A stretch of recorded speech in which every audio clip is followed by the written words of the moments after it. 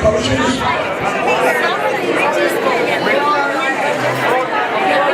The left side is doing better than the right side. If we can get the right side of the room to sit down and be quiet. This is my favorite time of the program. Alex is going to start kissing the girls and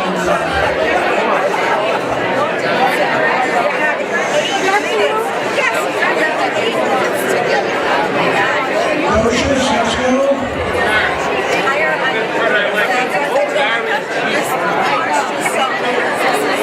Thank you very much. Again. Okay.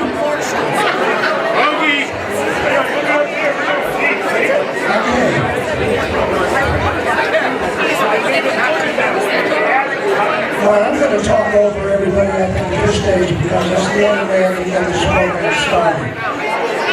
And I know everybody's happy to see each other because it happens every year. And I am so excited to see people, get to see people they haven't seen in a long time. Talk to them. Maybe I'll talk closer. It's exciting for me to see people that haven't seen each other in a long time, whether they're players or friends or classmates or people that have worked at the time, seeing each other after so many years. And it's exciting. But we have to understand that we have a dinner to put on tonight. We want to get through it in a reasonable time, so we ask everybody's indulgence while we do the program. We pay attention to what we're doing and not disrupt the rest of the speaking program, particularly the honorees. I want to welcome everybody tonight. My name is Bill O'Brien. I happen to be the chairman of the Beverly Sports Hall of Fame. And I'm going to serve as the MC to help expedite some things tonight. And I want to start out by mentioning some names. Bill Ahern, Dave Hyliski, Frank Kinney Sr., Johnny Connect, Hop Nuzzo, Bill Panarone, Fritz Patella, Catherine Shockley, Roger Passo, and Dick Whitman. Do many people in this room remember those names? I would hope so. Those are people that were inducted into this Hall of Fame 30 years ago in 1987. The first year the Beverly Sports Hall of Fame started. An outstanding group of people, no question about it.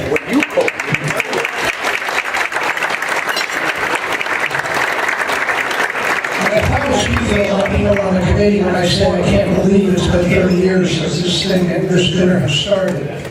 All those people that I mentioned are gone now. They passed on. Some are actually gone, but a lot of them. But we wanted to reach back and to perpetuate their names in the history of the town of Branford and the rich sports history of this town. So we've done that by etching their name into the Sports Hall of Fame legacy. Personally, I'm very proud myself to have played a small part in this popular event over 30 years. I had a chance to meet and induct what now totals 293 outstanding inductees into the Branford Sports Hall of Fame. Thank you all really for coming tonight on behalf of the great group of honorees that we're honoring and are honoring tonight. You'll hear about them all very soon. We're honoring two championship teams way back when, from 1990 to 1991. The field hockey teams, Coach Patrick and John McGurk and Tony Piscola.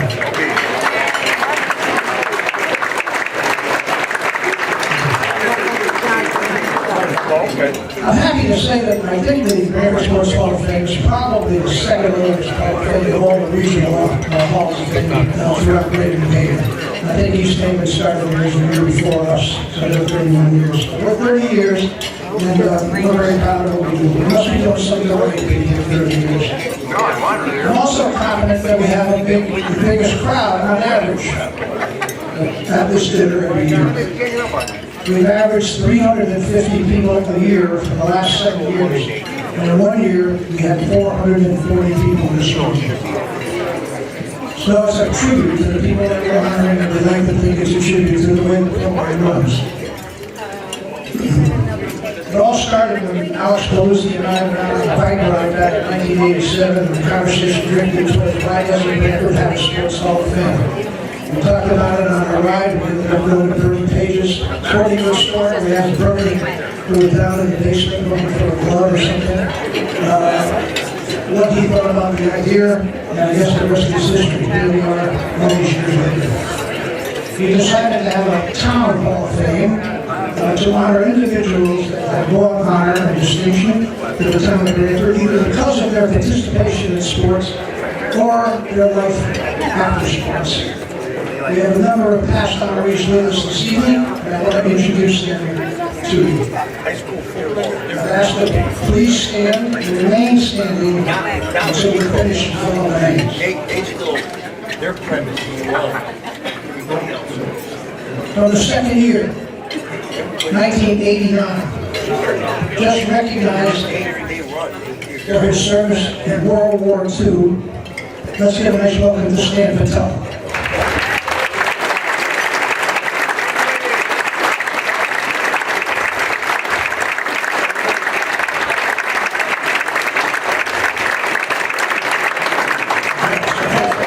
Okay, we'll save the rest for one big applause at the end. Next we have, from 1992, Tom Murray. 93, Tony Carzano. 94, Kathy McGurk.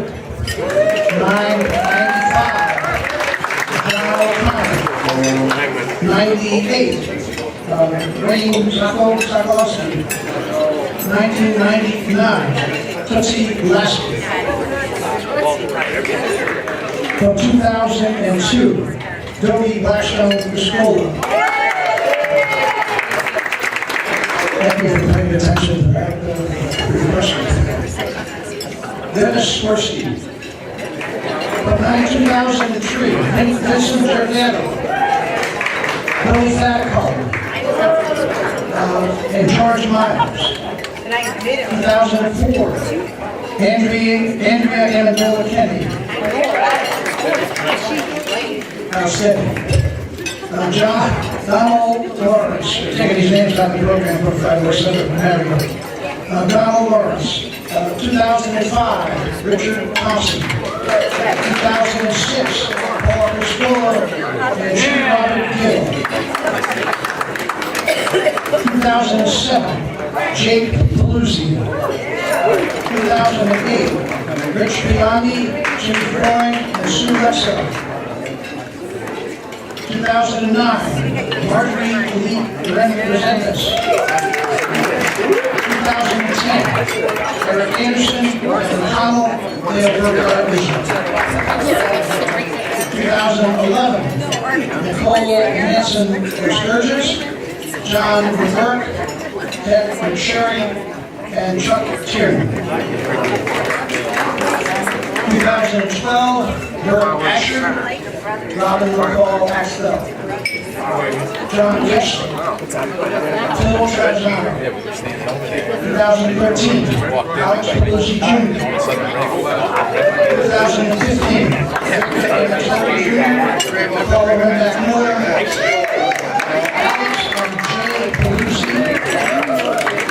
2016, last class, Virginia Cora, Gary Dunn, Jeffrey Farman, Michelle Letty, Harvey Will.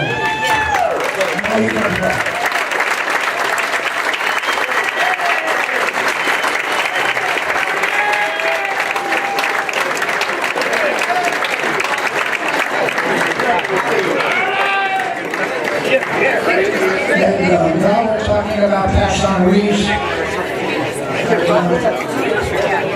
Sad for me to report that we lost 2 honorees since the last year. Please keep in your thoughts and prayers Richard Jackson, the class of 1997, and Jim Ryan, the class of 2015. And the rest in peace. We look forward to honoring players, coaches, sponsors, organizers, journalists, and friends. We encourage all of you to go to AmericanSportsHallOfFame.com website. I'm losing you. Thank you. We ask you to go to the website to nominate somebody, but we also ask you to please support that nomination with some documentation to give the committee information about your achievements.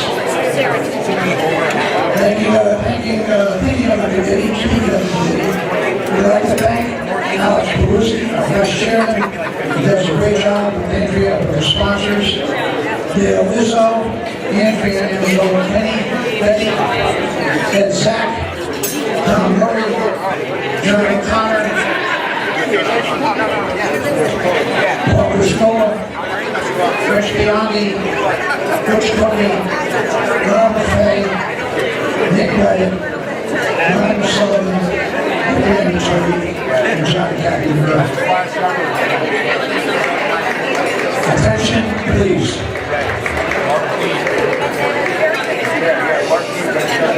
Attention, please. Attention, please. I don't know how else to do it. I'm getting good at it because I'm practicing every year. But the program's got to continue. And if you want to talk, you go out to the bar area. I'm not trying to be curt on that, though. Really, you just need to have your cooperation. There are people here that work hard on this dinner. There are people here that are going to haven't seen each other and understand that. But if you want to have a conversation, I'm going to step outside. By the way, it's very comfortable outside right now. It's like 32. Trying. Okay. I also want to give some thanks to my friend Kelly Fryer, who's here taking pictures.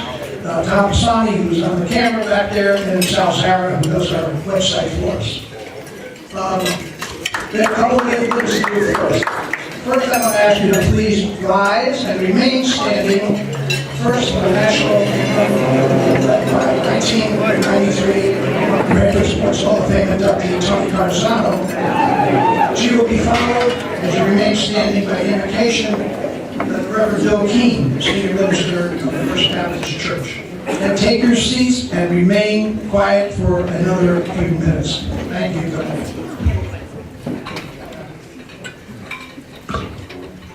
To honor America, please join in singing the national anthem.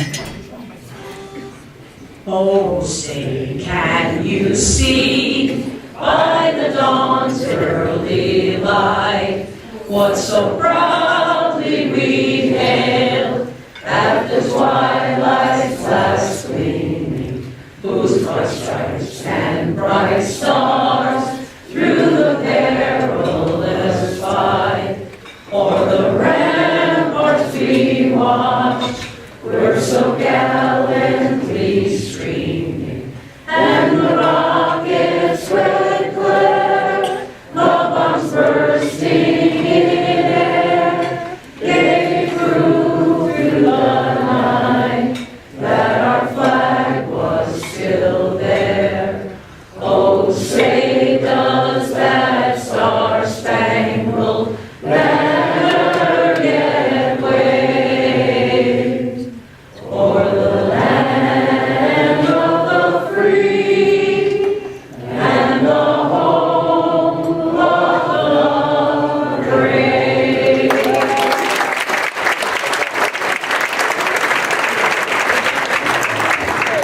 Let us pray.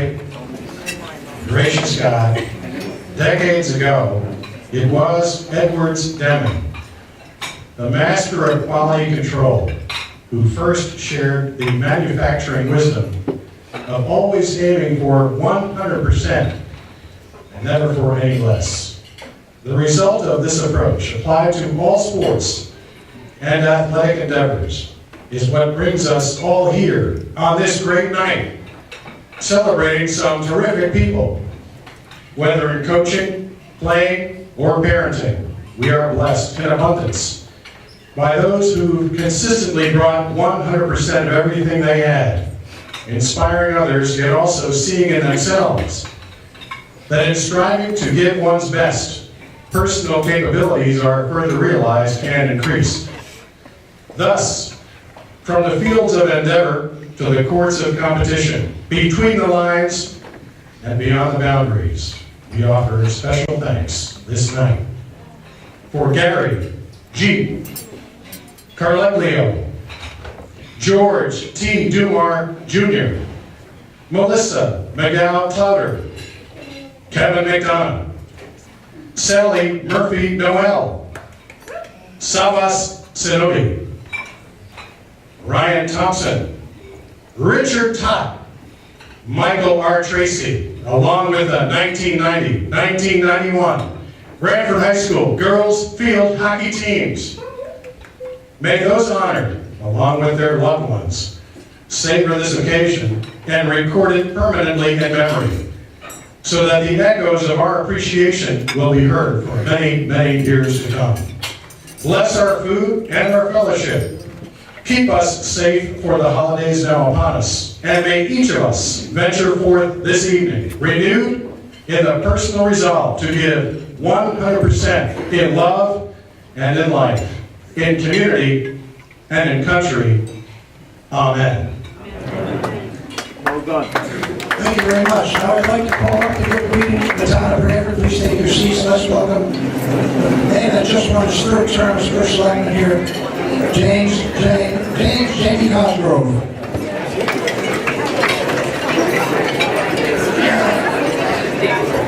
Welcome. It is an honor and a privilege to be here with all of you tonight. I want to recognize and thank the Brantford Sports Hall of Fame Committee for once again organizing this great event and reaching the 30-year milestone. This Hall of Fame and the dinner tonight certainly have been woven into the fabric of our community. All of the Hall of Famers, many of which are here tonight, through their dedication, contribution, and success, have brought honor and distinction to our town. We are here tonight to honor the 2017 inductees, 9 individuals and 2 teams that have met and exceeded that standard. To the inductees, on behalf of the town of Brantford, I congratulate all of you. Your induction to the Brantford Sports Hall of Fame is well deserved. Thank you.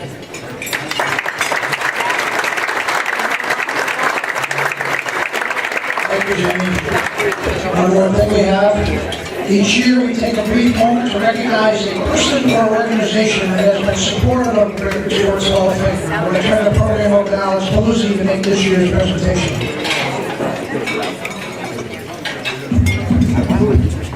Good evening.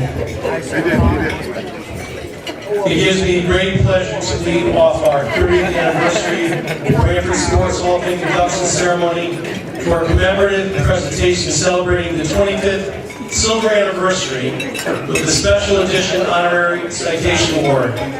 We have been guests here at the beautiful and eloquent Woodlands for 17 consecutive Hall of Fame inductions and 25 of the last 26 overall. Our first 4 dinners took place at Mayor's at Cherry Hill, and in 2000, we held it at Amarante's Beach Table. But I can tell you this, we are already booked and on deposit for the next 3 years through 2020, and we're not looking to go anywhere. We are honored to have in attendance with us tonight, representing the Supa family. Your son Tony, and actually manager Scott is here, and Joyce, who has supported us and has made us feel welcome always. We are indebted to your mom and dad, Tony, and are honored to share this special award with you tonight. Thank you all for making us feel part of your family, and we appreciate the effort and accommodations you have made to always providing a first-class event.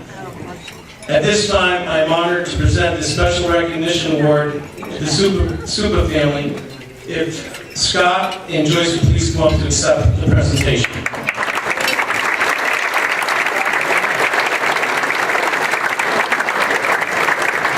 Brantford Sports Hall of Fame Honorary Citation Award presented to the Supa family at the 25th Silver Anniversary Dinner at Woodlands of Brantford, November 17th, 2017. Thank you so much. Congratulations.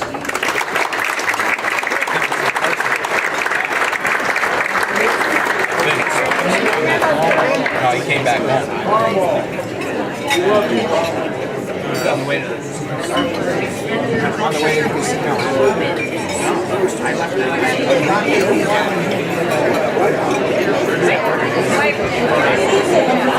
You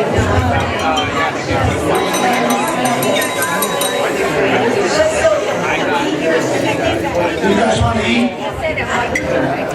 No, he's threatening you. This is terrible. Cecilio wanted to personally thank you. He sent us to united to be here. Some of us were traveling. But it's not there forever. And he's honored, he's humble, he's very community-oriented, he loves Branford, and he thanks you for your support and coming here every year. Thank you so much. We look forward to you there. 25 more years, okay? All right.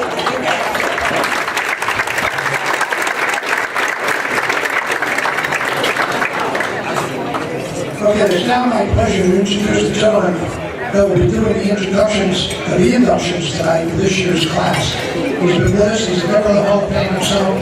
He's Mr. Branford in town. Let's welcome Paul Piscola.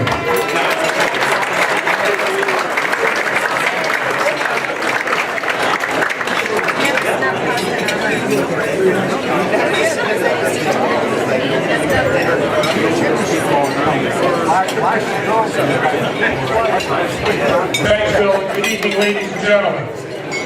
It's my pleasure tonight to induct 9 new members of the Branford Sports Hall of Fame in this, our 30th year.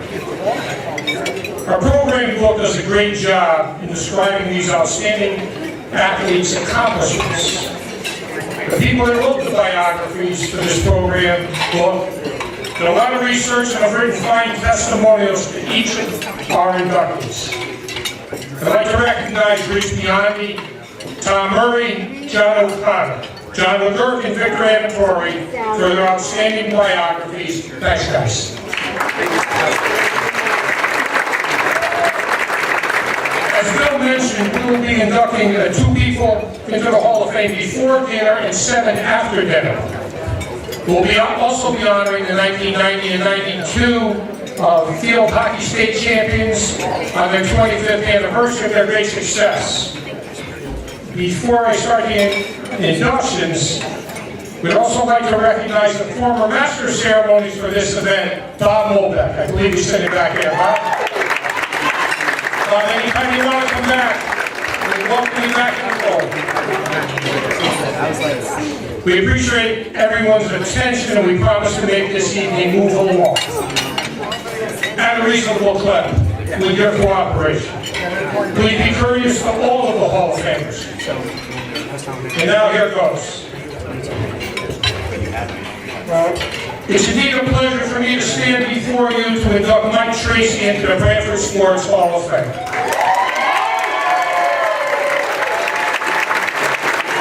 I remember Mike as a young boy who just could not get enough of competitive sports. At Branford High, Mike's stars shined bright. In fact, one of the brightest. On the football gridiron, Mike was a force to be reckoned with. He was aggressive. Oh, was he aggressive. Mike outworked, out-hustled, and yes, out-hit everyone else on the field. Mike was recognized as an all-area, all-conference, and all-state performer. I think what's most telling about Mike is his selection as captain of not only the football team, but also the baseball and track teams as well. He was truly a man for all seasons.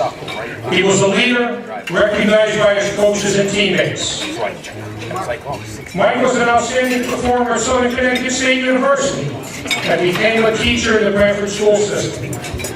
Mike's successful coaching career at Branford in both track and football has been so very successful. When Mike was named head football coach at Branford High in 2009, the pride that he exhibited was astonishing. But there was also a lot of pride shown by many of us in the Branford football alumni. Mike Tracy, one of our own, was leading the harness. Mike's still an integral part of the Branford coaching fraternity, and still a coach, an educator, and a leader. He's truly dedicated and only asks of his players, no matter what the score, show that dedication and effort. To Mike, effort is the key. Work hard and play hard, and good things will happen. Mike has shown great leadership in Branford's youth programs and continues to be a wonderful role model for Branford's young people. Let's welcome truly one of our own, Mike Tracy.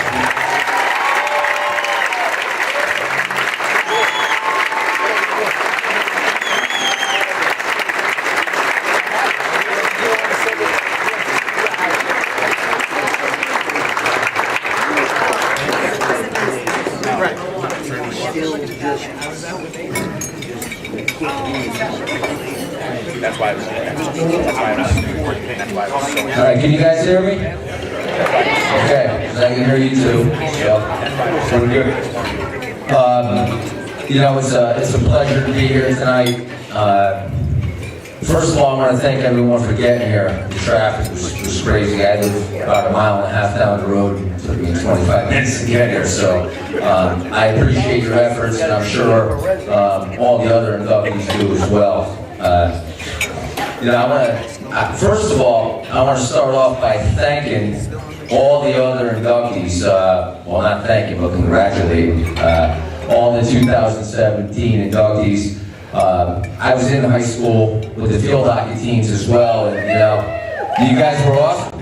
You guys were awesome. Good for you guys. It was, you know, played at Housatonic. These guys were winning state championships, and we're trying to win football games. You know, it was pretty awesome, pretty special. So congratulations to you guys as well.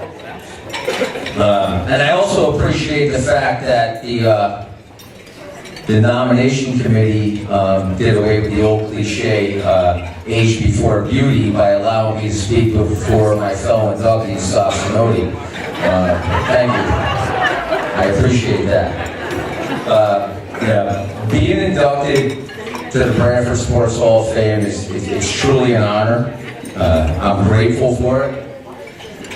There's no better feeling than being able to come back to a town where I grew up playing sports, where I currently teach, where I've coached. You know, I've been involved with the football program, you know, going back to my youth, 32 years. So it's pretty special that they decided, you know, to nominate me for this. But, you know, as I was thinking about this nomination, and I'm sure all you nominees have as well, it's really, it's about the journey. We get nominated for special recognition. There's a lot of people that can go unnoticed. It's unfortunate sometimes that happens, but for me, and I was thinking to myself, I said, you know, well, how did I get to the Hall of Fame status, which is, it's awesome, but it's really about the guys who inspired me, the guys who coached me, the guys I got to coach with, the people I got to teach with. It's about the town of Branford. You know, we're in a community where it's very supportive of athletics. We're lucky where we get a lot of people to come back and coach and take part and that want to get back. So, you know, we were driving to Creed the other night to a football game. Coach Lamone and I were talking and, you know, just discussing football stuff. We were laughing because the bus driver took the long way. We're going to Bowen Field and we're going all around Yale. I don't know how to go to Bowen Field that way. You know, I go down 95, I go down Rest Boulevard, and I'm there. I'm a Southern guy, so it was different. He took us to the Yale community. And, you know, we were talking about quotes for the weight room and so forth. And one of the quotes that struck me was about sacrifices, you know, sacrifices that people made.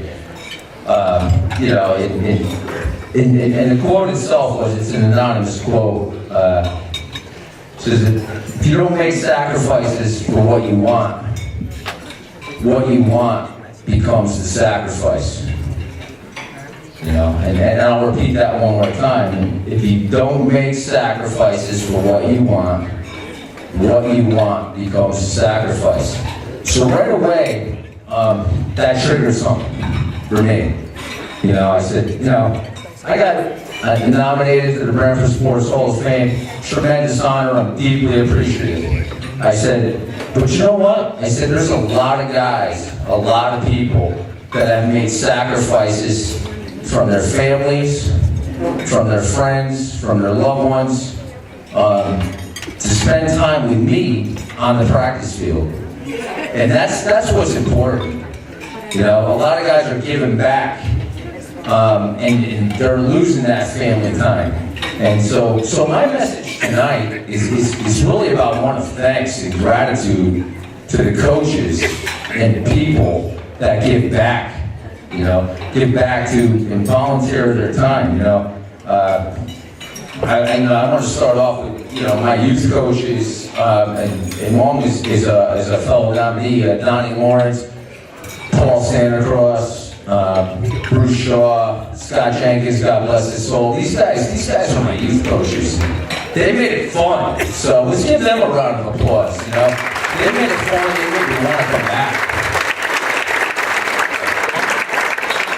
I mean, it's, our current board at Brantford Youth Football and coaches, I love the fact, I know I've been a high school coach in the past, but this, and so forth, but they trust me with their kids, and they're so involved, they're very passionate, it's just a great feeling. Those are the guys, you give back, your coaches get us to where we are.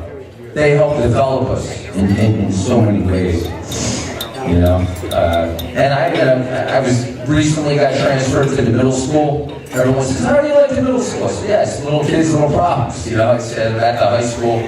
But my point is I want to thank the high school staff I worked with for many years as well, Jen and Jen, Jake and Saab. These guys, when I first got hired as a coach, they were very supportive as well.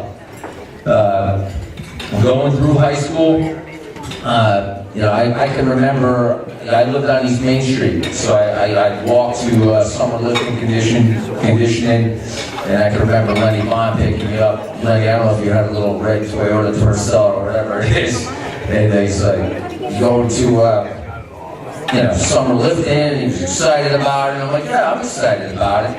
But Lenny Bond, I mean, he was one of my big mentors, especially with high school athletics. So I thank you, Coach. I was fortunate enough to coach with Rich Biondi with track. Wally Novak was my baseball coach. That was always an adventure. It was fun. Coach Sinodi was my track coach. In fact, one time, Jay Dabrowski and I decided that we were going to split the 3200 relay at law. Coach was all right with that, so it was all good. But when we talk about athletics,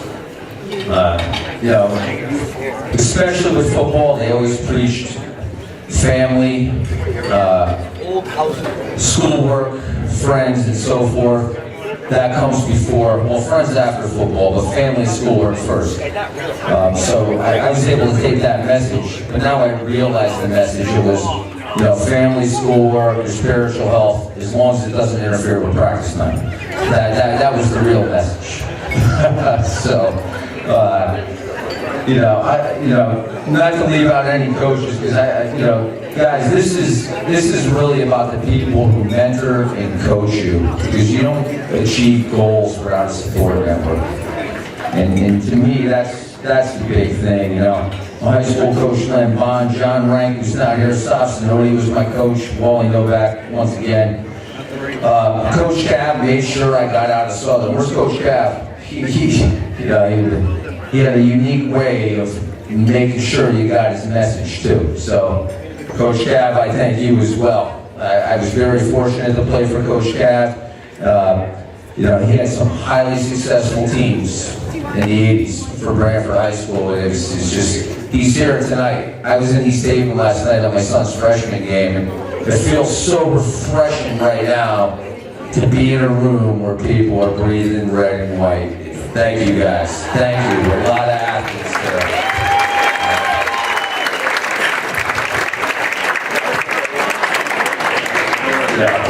And when you want to talk about breathing red and white, I think we have 4 or 5 coaches on the football staff now that are Branford graduates.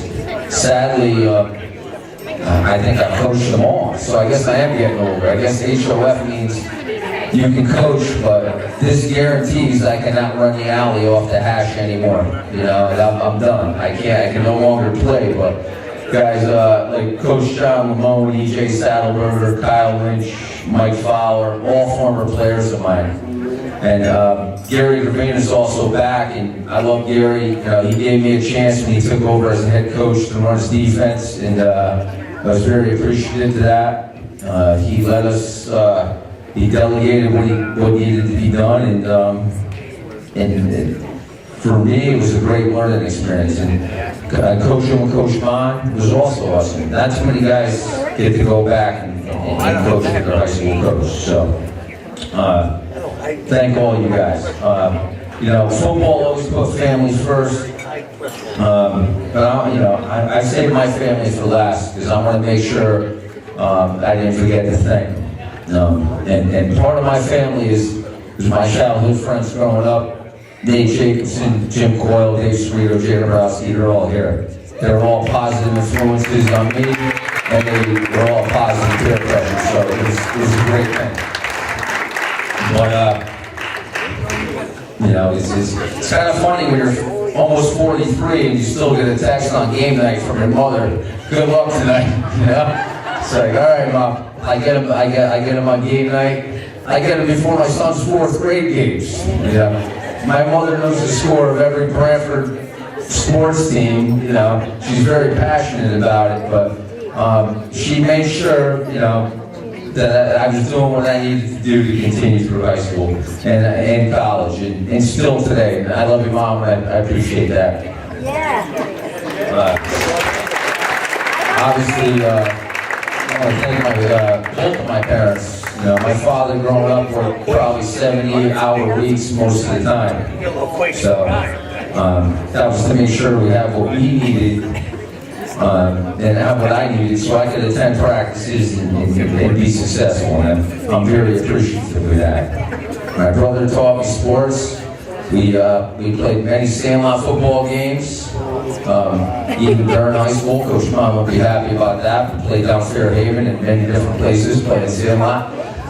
Played baseball till the middle of the night. He kept stats, so it was great. And my sister taught me how to be tough because she was in the middle.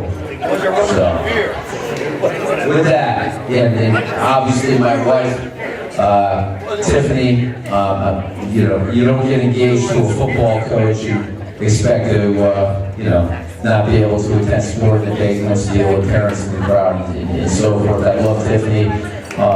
My two sons, Trent and Peyton, they're both involved in athletics, and my daughter Kaylee. And obviously my whole family, my sister-in-laws and my George and Joan, Misty and Jamie. I thank you guys all because it's not an easy act to follow. You got to deal with a game on Friday night, Saturday, and Sunday. So 3 games a week.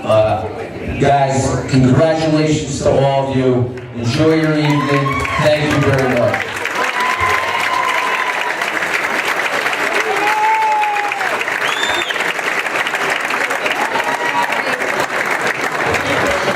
Thank you, Mike.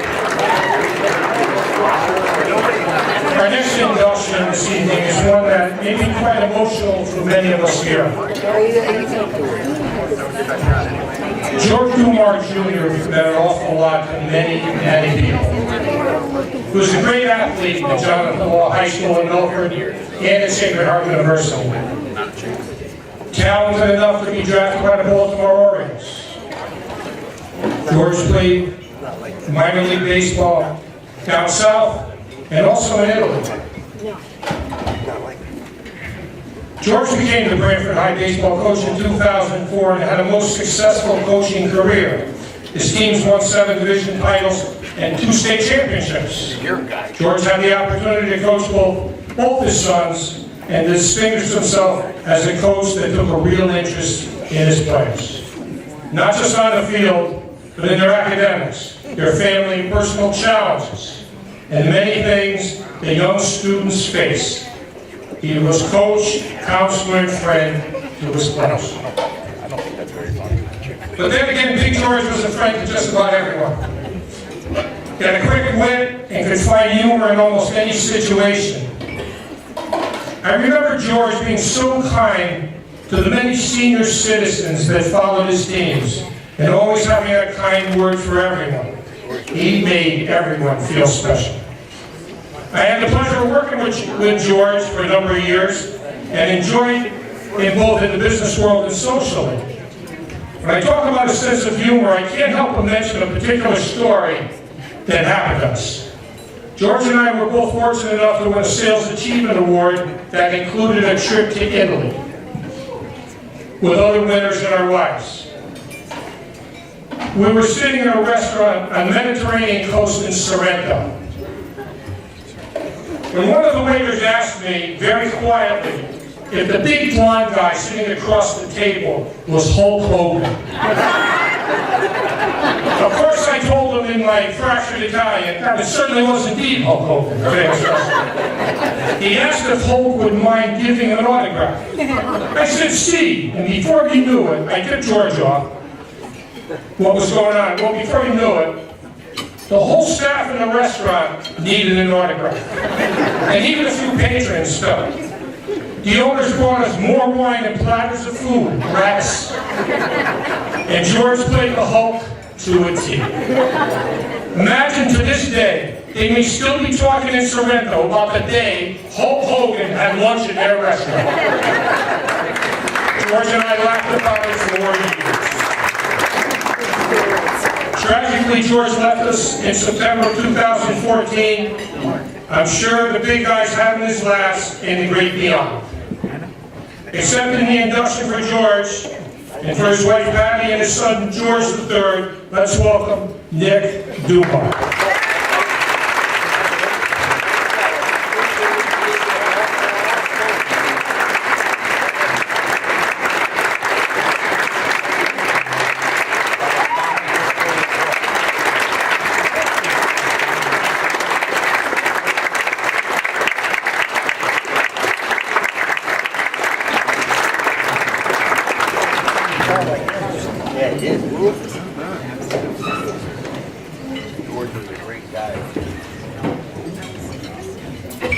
Good evening, everybody.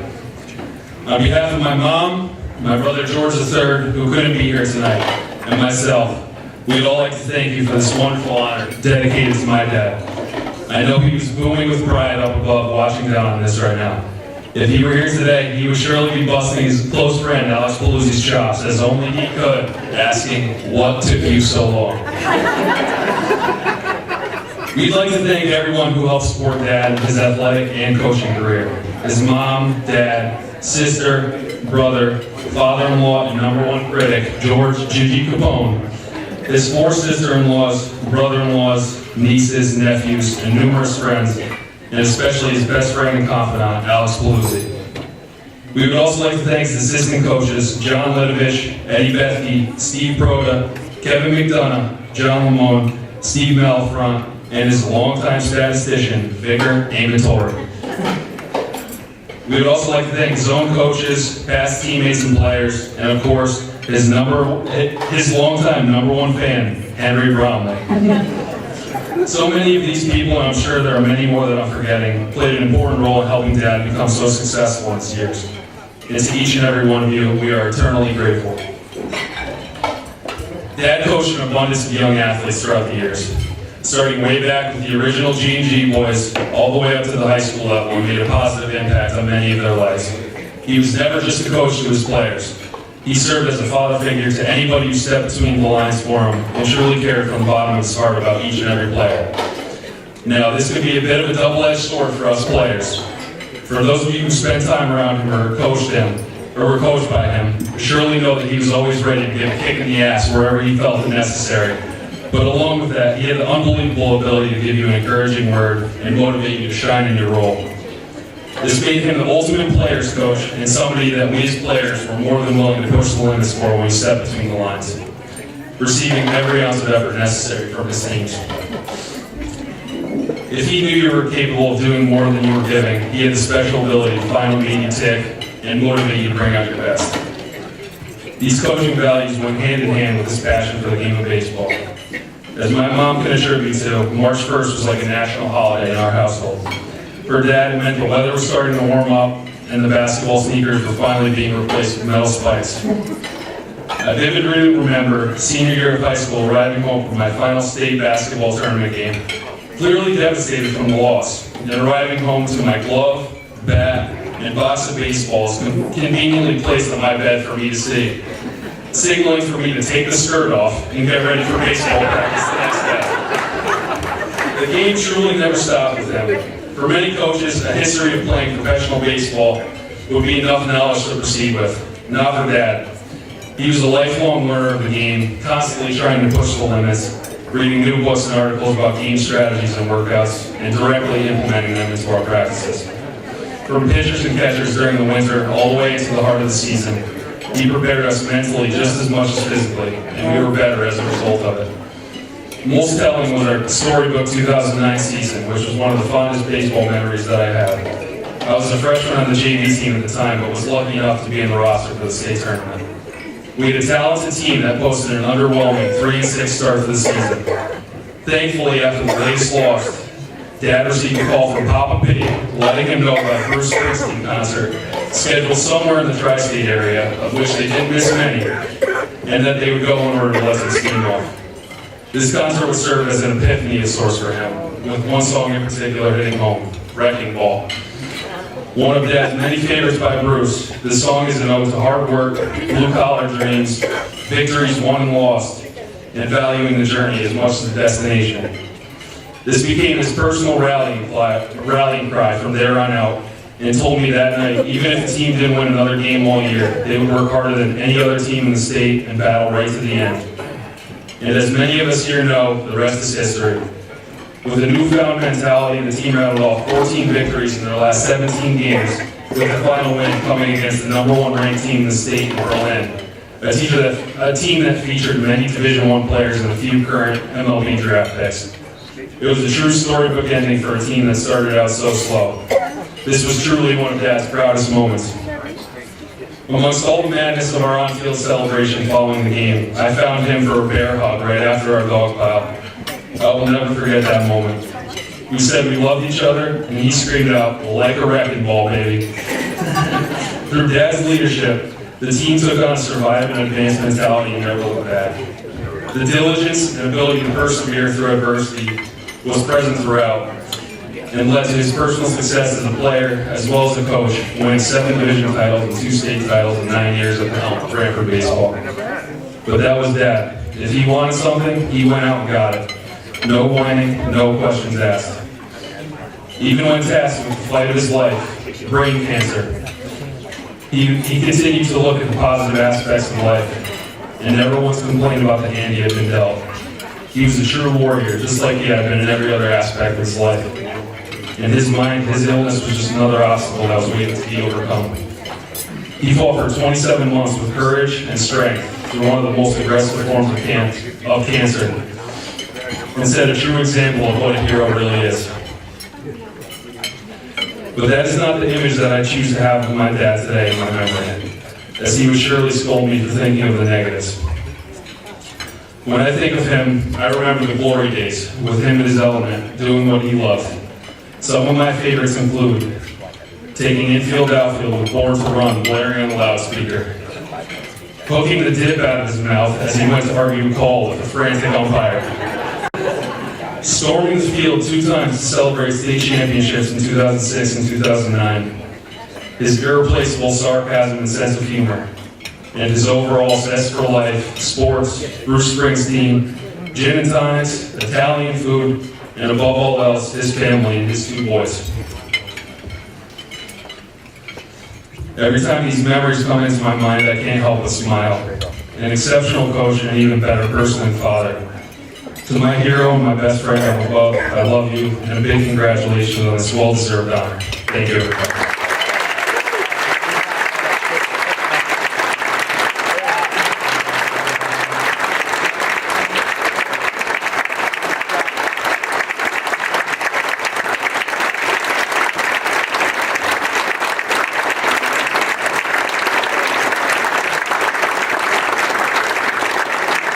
Thank you, Nick. We ask that all of this year's inductees, please go out into the lobby. We're going to take a photo of the whole class, so we ask them to do that now. Everyone enjoy their dinner, and we'll be back soon. Yeah, let's have a nice round of applause for the Scott and staff and Woodlands for serving almost 350 people in 45 minutes.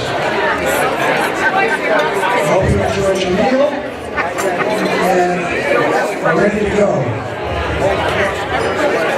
One of the jobs that I have, and I'm going to take a minute to recognize, is the sponsors that we have for this event each year.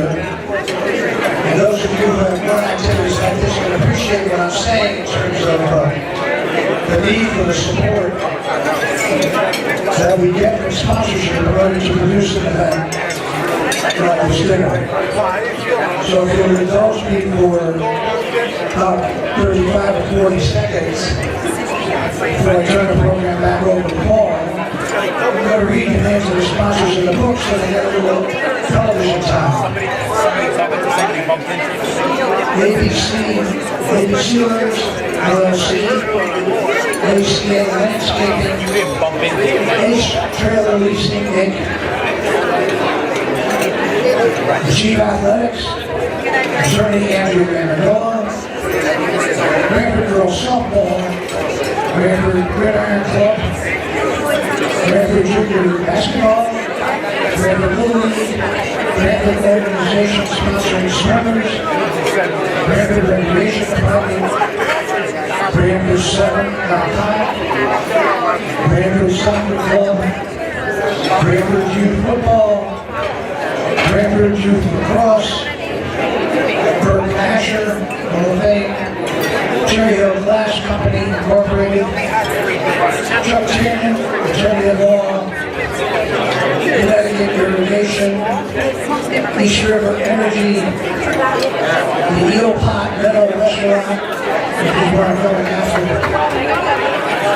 the Friends of Field Hockey, G&G Earth Materials LLC, Giordano Construction Company, Wilford Fence Works, Hornets Nest Deli, in memory of Daniel P.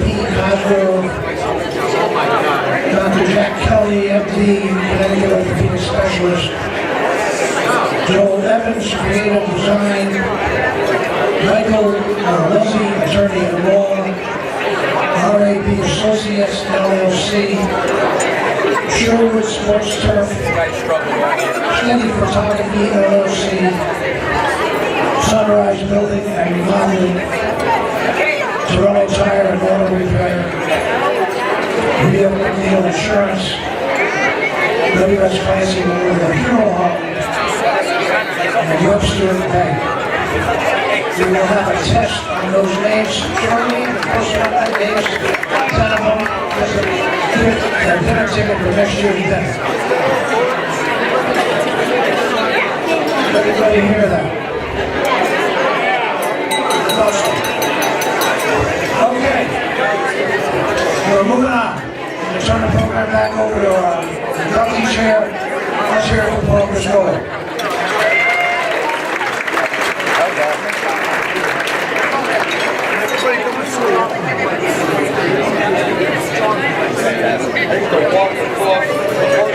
Thank you, Bill. Go get my football quicker. So this guy is We appreciate everyone's kind attention. come over and say, you don't need a help. We got a hard head. Well, I just heard a very interesting quote just the other day. Someone was interviewing Dolly Parton, and they were talking about how things don't always appear as they seem. And the interviewer asked Dolly, they said, now Dolly, do you take offense when they say you're a dumb blonde? And she said, no, because I'm not dumb and I'm not blonde. As I mentioned earlier, some of this year's inductees I've known and some I haven't. My next inductee I've never met before tonight, but she's really quite a fascinating personality. Melissa McGow-Clowder has been an outstanding athlete, honored and revered. She was an outstanding student, honored with high school and Division I college academic awards. She was valedictorian of her law school and currently is a practicing attorney and legal counsel. Melissa's earned so many awards for her athletic prowess in a number of sports, it would take all night really to recount. What I really want to talk about is Melissa's ice hockey career. This is where, ladies and gentlemen, we have a real pioneer. As an 8th grader, she led her Southern Connecticut Stars 15 and under team to the National Ice Hockey Championship. At Branford High School, Melissa joined the boys, yes, the boys' ice hockey team as a sophomore. She was a starting goalie for the Hornets and performed at a very high level.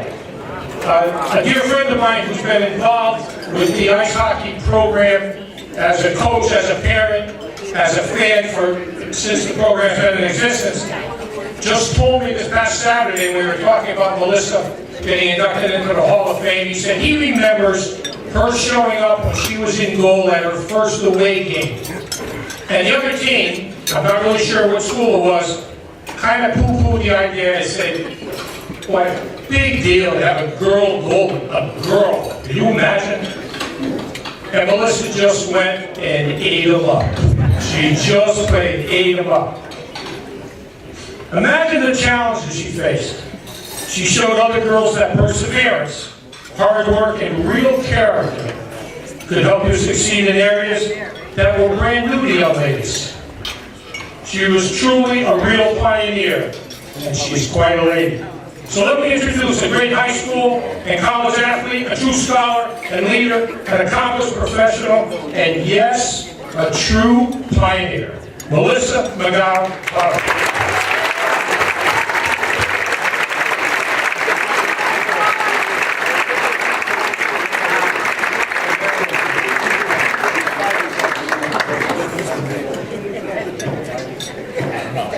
She got pioneered 3 times.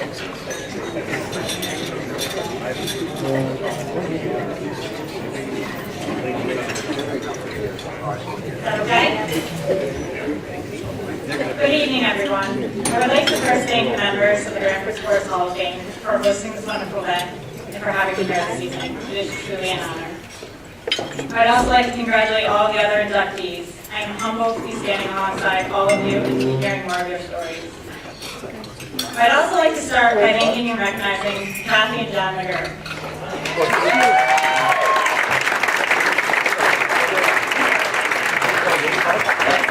Ice hockey. Although it seems like I played field hockey for a lifetime, I only really had 2 sets of coaches. The McGurks were the ones who first introduced me to the game and who proceeded to teach me every basic skill and rule I knew. What they have done with field hockey in this town continues to amaze me year after year. I think the best way to explain how incredible the McGurks are is to briefly talk about my transition to college. Upon entering Division I college athletics, I was preparing myself for what I thought would be a very difficult adjustment in every aspect of my game. To my pleasant surprise, it was not the pace of play that caused problems, nor was it the turf surface, nor the style of play, nor the skill level. It was losing. The part I had the hardest time adjusting to was losing, because honestly, I did not have to experience hockey when I played with the McGurks. They were and they are that good. I am so appreciative to have had both of you as coaches, and I am forever thankful that I had the opportunity to be a part of your dynasty. Aside from field hockey, I would also like to thank all of the coaches, athletic directors, teachers, staff, teammates, friends, and fans, who are too many to name, but who made Branford Sports the incredible experience that it is and continues to be. It was not until I started living in another Connecticut shoreline town that I was able to fully realize and appreciate just how special Branford is.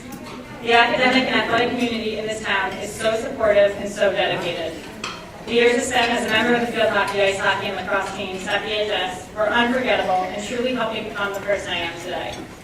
I strongly believe that being a member of a sports team can positively influence a young person's life, and I'm so very grateful to have grown up in a town that offers so many incredible programs to participate in. I'll make this quick, and before passing along the microphone, I just want to take a moment to also thank the people most important in my life, my family. My brother John started teaching me the day I was born how to be tough and how to run fast, and I cannot imagine my life without him and my sister-in-law Stephanie. I'm also forever indebted and thankful to my mom and dad, who taught me almost everything else I know, and most importantly, who gave me my heart and the life that dreams are made of. And finally, my husband Joe. As I'm sure many people in this room can appreciate, it is not always an easy thing to stop playing sports as you grow up, especially when competition seems to be ingrained in your DNA. Luckily for me, Joe keeps every one of my days full of a healthy dose of competition, sports, and a lot of love and support. Thank you again to everyone here tonight who supported me in some way, shape, or form throughout my life and athletic adventures. It was truly an honor to be a Brantford Hornet, and I remain optimistic that one day I may find my way back into this very special community. Thank you again.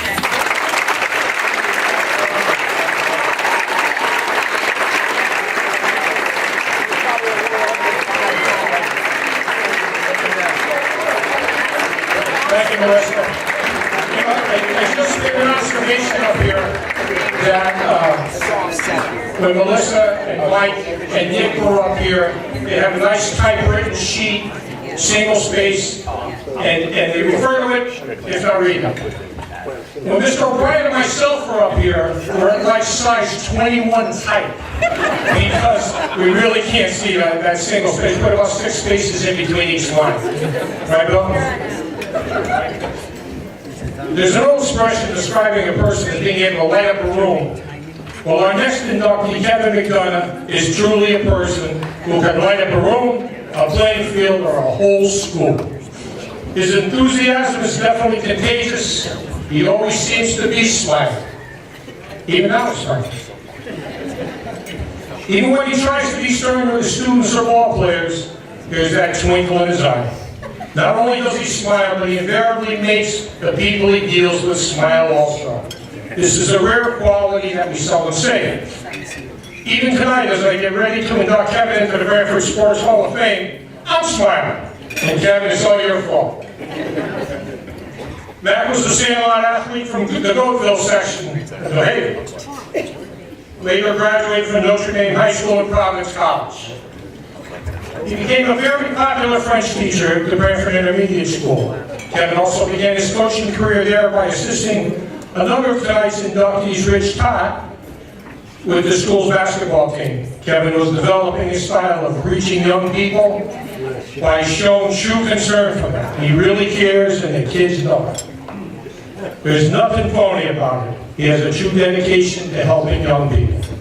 Kevin moved to the Guilford school system in 1978 as a high school guidance counselor and became their assistant baseball coach. He later joined the Brantford baseball program as an assistant coach who was an integral part of the late George Dumar state championship team. Kevin has a long affiliation with the Ring 1 Boxing Club in New Haven, where he counsels and encourages young boxers. Kevin's love of music and his performing with the Vonzells are another of his passions. Of course, I remember when it was Dum Doobie Doo before it was the Vonzells. He and I spent a lot of wonderful moments discussing our passion for doo-wop music. Many of us remember his group, Dum Doobie Doo. So Kevin, it's with a smile on my face that I call you forward for your induction into the Brantford Sports Hall of Fame.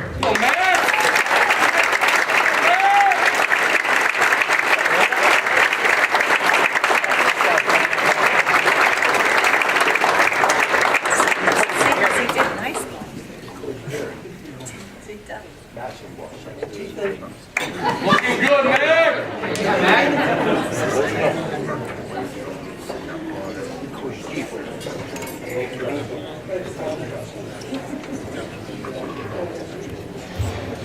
Someone said he looks the same. He does. Thank you, ladies and gentlemen. It's a pleasure to be here. I'm not smiling, however, because Paul left out my Nobel Peace Prize. I didn't like that guy. Also, the reference to the beautifully typed notes somehow escaped me, as my notes look like a ransom note. It's a deranged person. I am thrilled to be here tonight. I congratulate all my fellow honorees. It is a singular pleasure for me to stand before you tonight. And I think it gives new meaning to the expression of being grandfathered in. And I know a few of you might get that.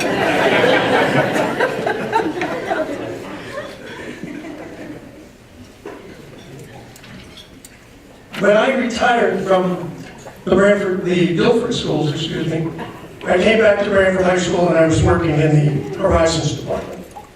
And I would sit on occasion with my friend Tom Murray during our coffee breaks, and we would talk about the various people who touched our lives throughout the course of our careers, our respective careers.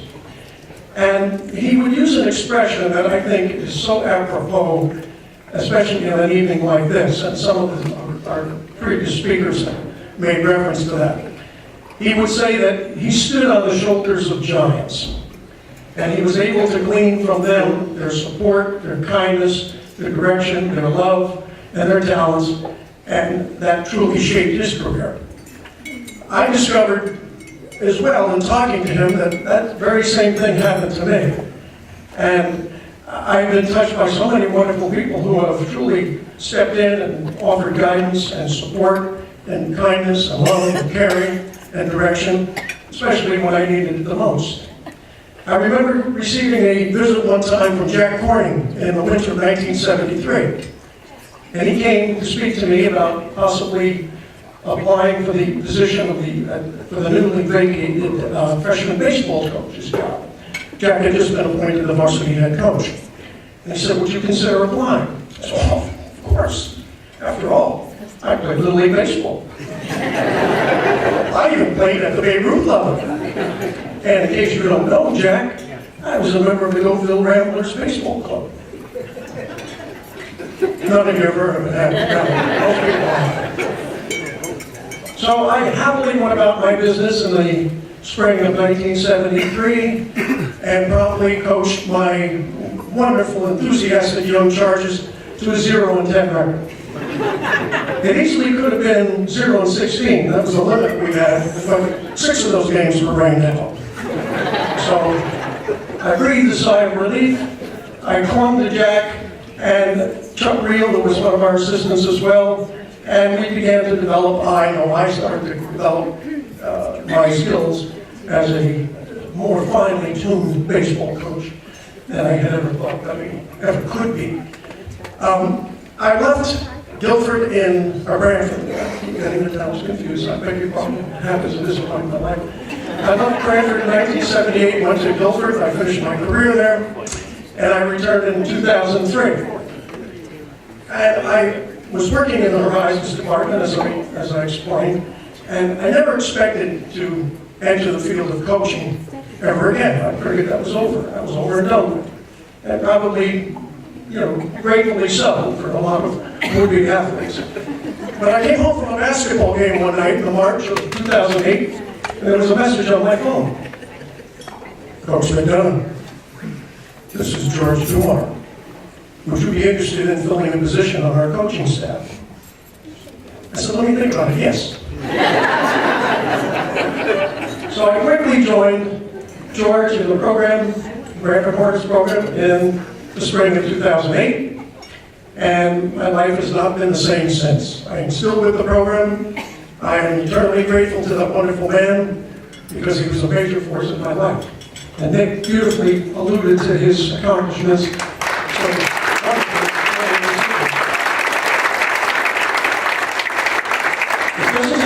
To figure out that when you work with someone like George, you've really fallen into something extra special. Great head coach, wonderful assistants, and superbly talented athletes.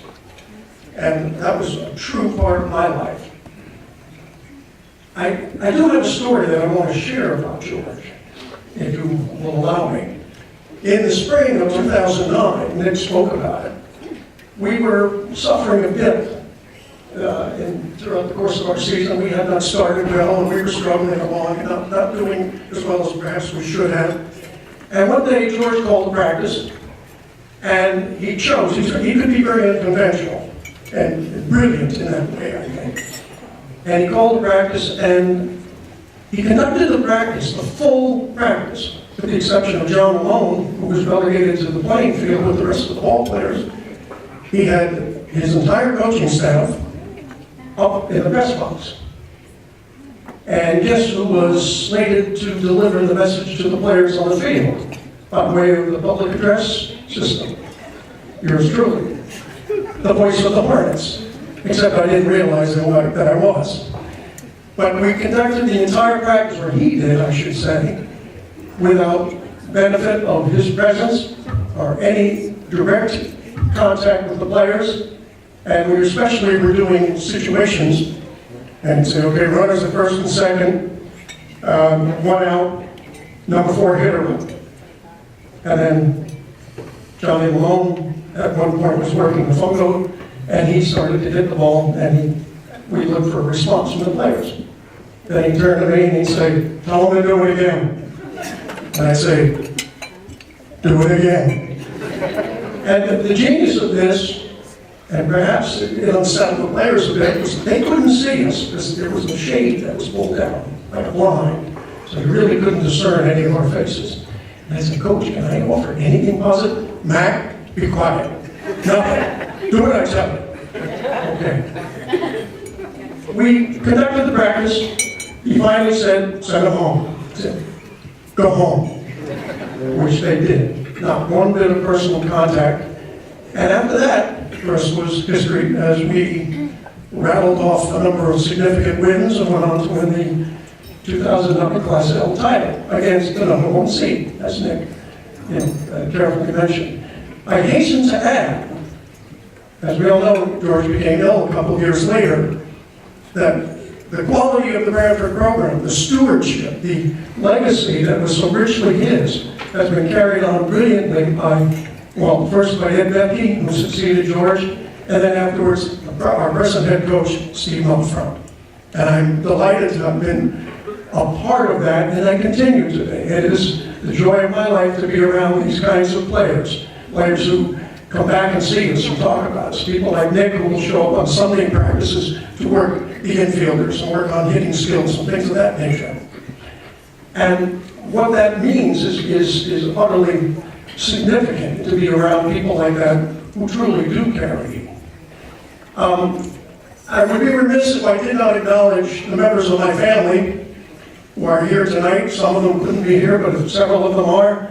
My sister Helen McDermott, my brother-in-law Joe, who's here as well, my niece Maura Neville, her husband Tom, my daughter Kate, and her fiancé John Miranda, my son Matthew, and my wife Jane. Matt's wife and his 2 boys couldn't be here tonight. They are up in Massachusetts. Incidentally, Steve, I just want to let you know that the boys have an ample supply of t-shirts and hats that I have taken from the cabinet from time to time. And they roam the streets of Winchester, Massachusetts with the beads on their hats. And the silly Red Sox fans don't realize that it's important for them. I mean, anything, what can I say? In 2009, we had a monumental experience in beating Furlong. And I was grateful enough to be at that ball game. The next morning, June 13, 2009, I woke, went down to get the newspaper and coffee, and I brought them up to my wife Jane. And she said to me, did you have a ball game last night? And I said, yes, we did. And how was your ball game? We won, 4-2. That's very nice. And she went back to read the paper. So at this point, I couldn't keep it in anymore, and I kind of slobbered a little bit, and I said, we won the Class L state championship. We beat the number 1 seed. That's very nice. Steve Cronin can commiserate with this kind of reaction. He gets it all the time, too. However, there's a postscript to this wonderful story and this wonderful person. Several weeks later, I came home from school, and there was a package on the kitchen counter. And it was wrapped in brown paper with my name on it. and a rectangle. I had no clue, of course, how typical of me, as to what it might be. So I took open the paper, and I looked at it, and it was a picture taken that night, the night of June 12, 2009, of us gathered, happy, joyful, Branford High School athletes, smiling, number one, with the plaque. All our assistant coaches, one of our main fans, Henry Bromley. That's called Branford hard, and he kept the Berlin people, in a state of disequilibrium by his non-stop cheering, as you know how that can be. Standing in the back of the picture is George, and standing in the front, kneeling in front, right next to Henry, is me. How lucky can I be? How grateful I am, and I thank you all. This was a singular honor that is truly thanks to so many other wonderful people who made it possible for me to be here. Thank you.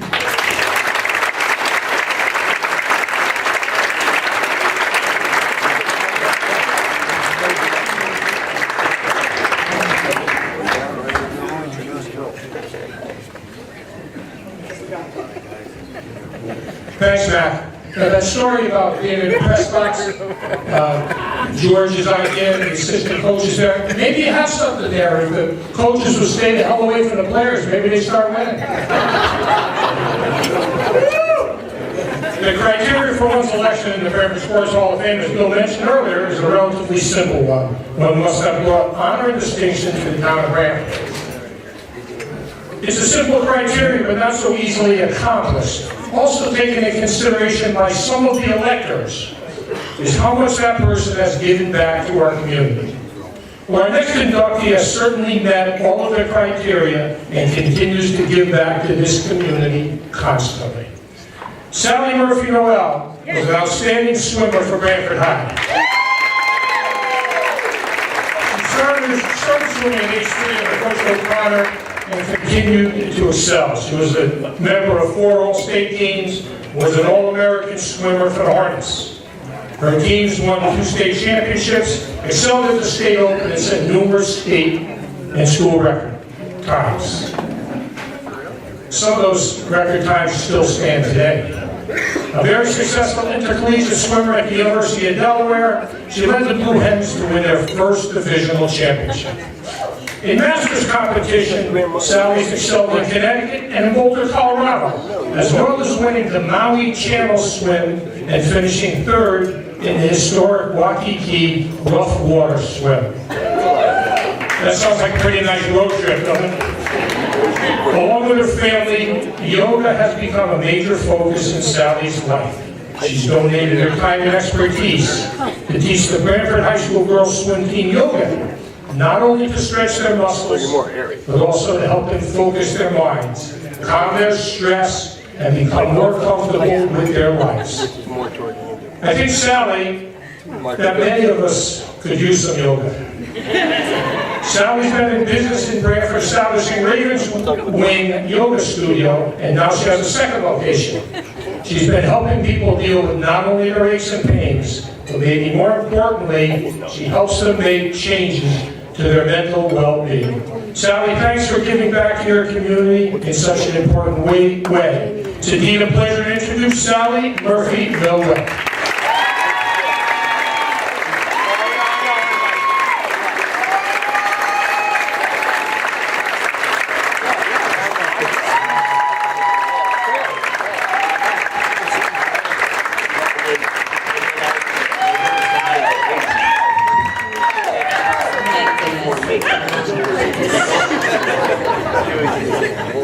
I'm so happy to be here. I'm very grateful to be here. And it was a joke amongst my family because they're like, oh, Sally's used to, talking in front of people all the time. And then my sister had to point out, yeah, well, right, it's a dimly lit room and everyone has their eyes closed. So let's just close our eyes and let's take a deep breath in. I'll be more comfortable. My lovely friends are back there, the field hockey team. Awesome. And it's reflecting this past week or two on this honor, this great honor, and at first it was easy to dismiss it. And then when I got caught up with it, I realized that it's really a gift to reflect upon all this many years ago about what shaped me as a human being. And realizing that all the things that I learned as a swimmer in the pool from my coaches kind of made me understand life as I'm moving through it now, and that's pretty cool. But it was not dwelling on the past. It was mostly like picking up the good things that I lived through in high school and beyond. And most of it was going back to my coaches. I mean, OC and George were an amazing presence in my life. And to think about what a coach does. And I was really tripping out about it a little bit. Like, a coach looks at you and he shows up, or she shows up for you, not for themselves, and kind of sees some sort of potential. I remember sitting down before our state championships with OC, and he would say, like, all right, what time do you want to do? And I'd say a time. And then he'd come back with like a time that was like 3 seconds faster. You're like, what? And that's amazing to me. And to see that somebody could inspire someone in such a way to push themselves to be the best version of themselves was truly amazing. And I had a long competitive swimming career, but I really did only have 2-3 coaches. It was George and OC, so thank you very much. And I also grew up, with people saying that you're in such an individual sport. Because swimming is a very individual sport. We're part of the team, and the team is what makes the experience so amazing. And I had great teams. But those long hours, you're under the water. You're quiet. You're in your own mind for hours and hours and miles upon miles. And I think that it helped me become the individual I am, because it helped me tap into deeper parts of myself that I was able to develop later on in my life. I'm a yoga instructor. I do this as a job. But it also helped me realize that to be alone is invaluable, because it helped me connect with the unique person that I am, and that's what I try to pass on to other people. And that we're all unique individuals. And even this morning, I was at my yoga studio, and a young woman came in. And when you look at someone and, how do I know this person? And she said, I was on the swim team when you taught yoga. That's amazing. I feel old. But I guess what I'm trying to say is that I'm very grateful for my experience. I'm very grateful for the people that pushed me to see something that maybe I couldn't see at the time, but later on really was grateful that I did it. My parents, my mom, so many years saying, go to practice. I'm like, I don't want to. Go to practice. Okay. And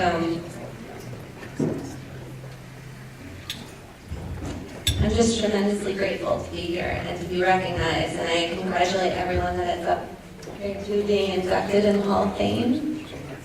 And thank you very much.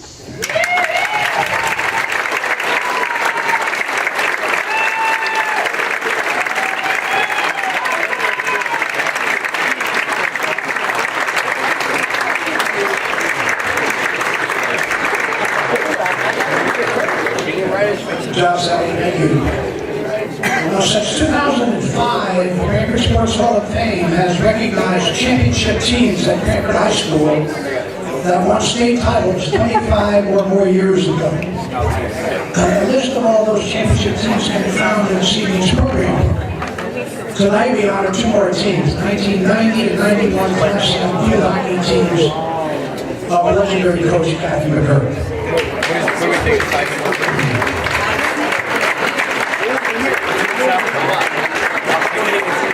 2 years ago, in 2015, we honored the 1988 and 89 field hockey teams. So if you look at those dates along with tonight's two teams, that indicates 4 consecutive state championships in over 4 years. Ladies, have your attention. This is your moment.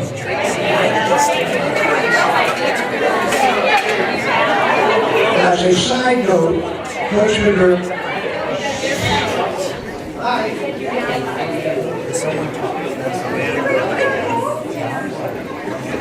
As a side note, Coach McGurk has now won a total of 555 games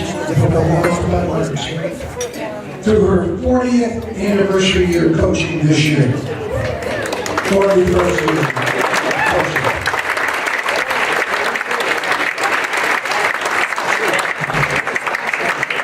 Lady Harness recently made it to the semifinals again this year of the CWC tournament before they fell to New Canaan this week, 2-1.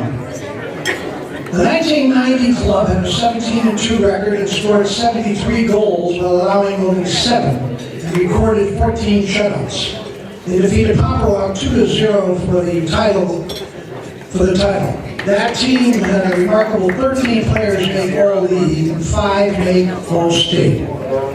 The 1991 championship team continued the success with a 16-0-3 record.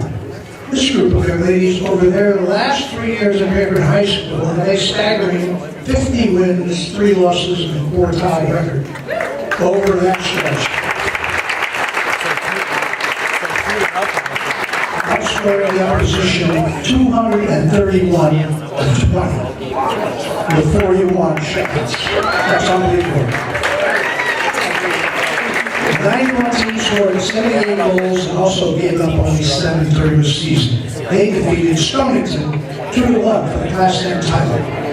They had 11 players make All-League and 4 made All-State. We have a number of those team members with us tonight, and we want to bring them up to be recognized.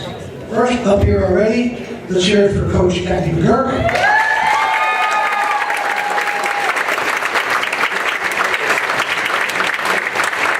For the long-time capable assistant and husband, John McGurk.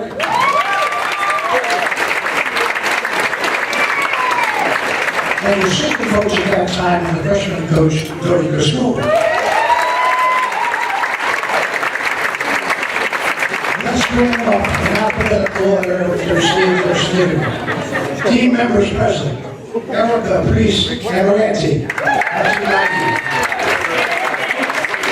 Stephanie Smith, Milano, 1990. Jen Oliver Orchard, 90, Terry Holmes, 1991. Megan Ross Jenkins, 1991. Dawn Russell Kyler, 91.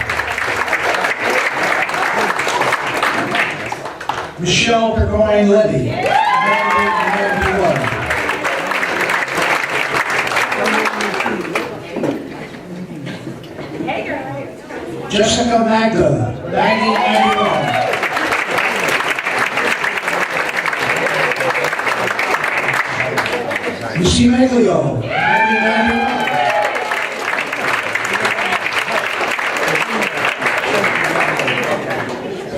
Jamie Mandillo, 91.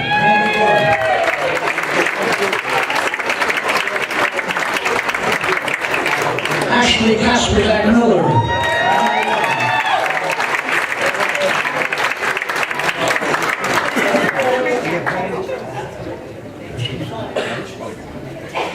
special lady in my family, Amy Cole O'Brien, 1991. Mother of my grandson and granddaughter, by the way. Heather O'Neill, 1991. Marjorie Lee Resendez, 1990.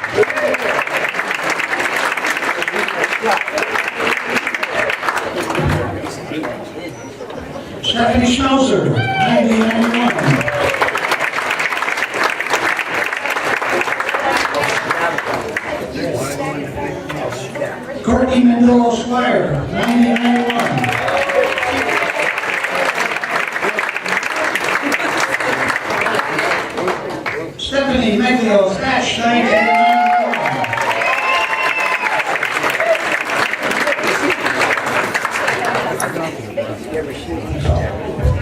Denise Frankenstone, 1991. Congratulations, ladies, on a job well done. Thank you.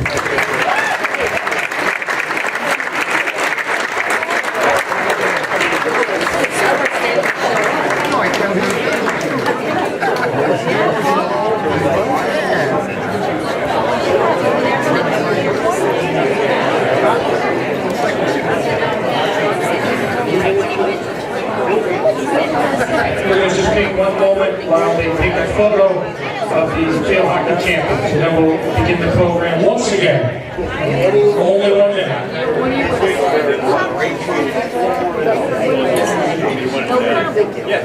He does a scouting.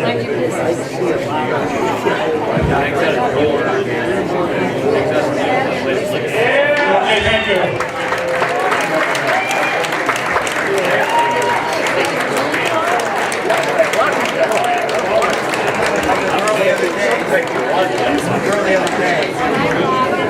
With his hard work and positive outlook, Saba Sinodi is the epitome of what an athletic administrator should be.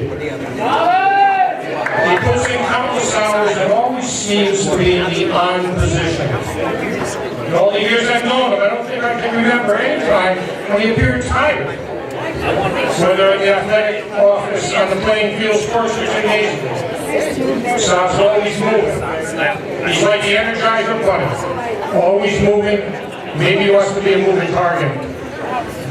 What impresses just about everyone that meets him is that Sabas never has a bad word to say about anything.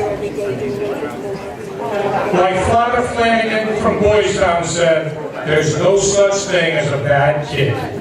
Sab can always see the good side of all the students, not just the athletes, but all the students. Maybe they have room for improvement, or need another opportunity, but the Sabas, they're all great kids. Just like Sabas never had an unkind word for anyone, other coaches, educators, players. Officials have nothing but respect and genuine affection for Sab. I go back a ways with Sab and his family. His late dad, Sock, and his wonderful mom, Zoe, who are here tonight, were customers of mine back in the 70s, and told me all about his exploits in football, in wrestling, and his educational career in Central Connecticut. I remember hosting his parents at a tailgate and enjoyed the Yale-Harvard game with them. That's quite a few years ago, Zoe, isn't it? Many years later, it was a privilege of having Sab teach and coach both my children at Bradford High. He's always been an outstanding teacher, coach, and athletic director over the years. He's positively affected thousands of students and their parents in a most positive and encouraging way. But I do have a bone to pick with Sab. Over the years, Sab's given me a few stock tips. To say they were a disaster would be an understatement. My proceeds from these investments couldn't buy me a Big Mac. Sab should stay at the high school on East Main Street and stay the hell off of Wall Street. A mutual friend of ours recently told me that he made a killing on Wall Street. he shot his broker. It's my pleasure to introduce a lousy financial advisor, but a Hall of Fame inductee of outstanding qualifications in every other way, my friend, Shof.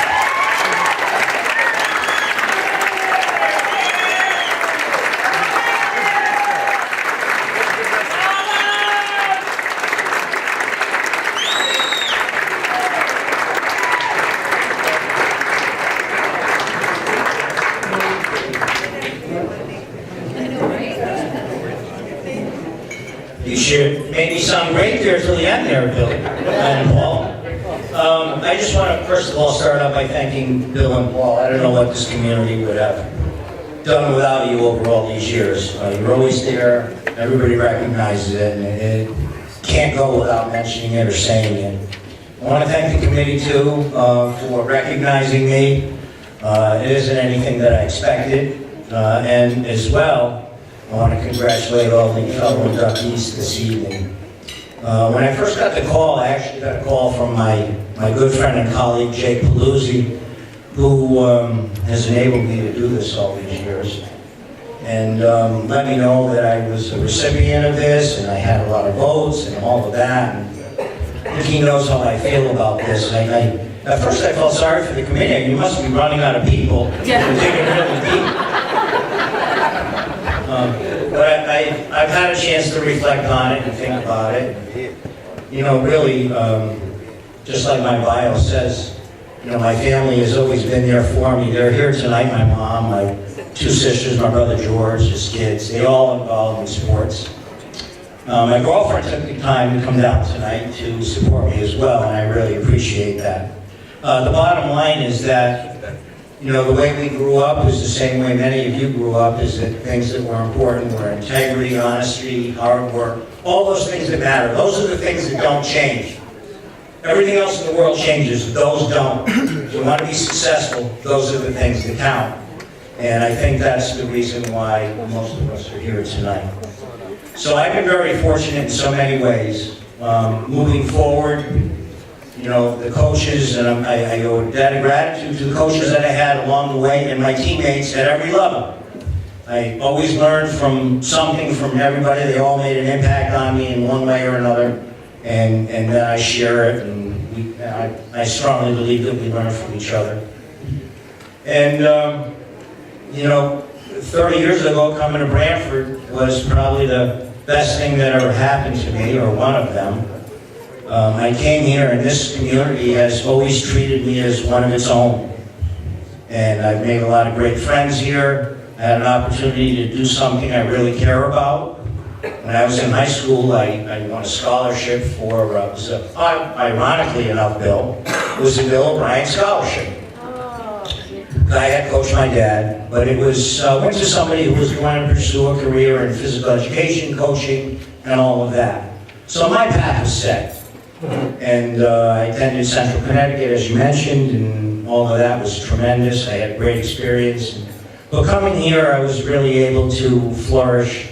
And I think it's because of all of the people that I met here, having the opportunity to coach and learn along the way. When we start coaching in the beginning, we make a lot of mistakes.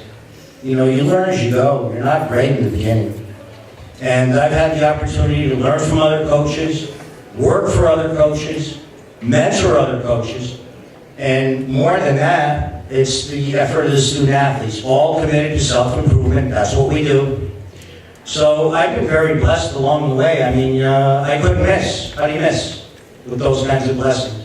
Great family, great friends, landed in a great community, doing something I love. Doesn't get any better than that.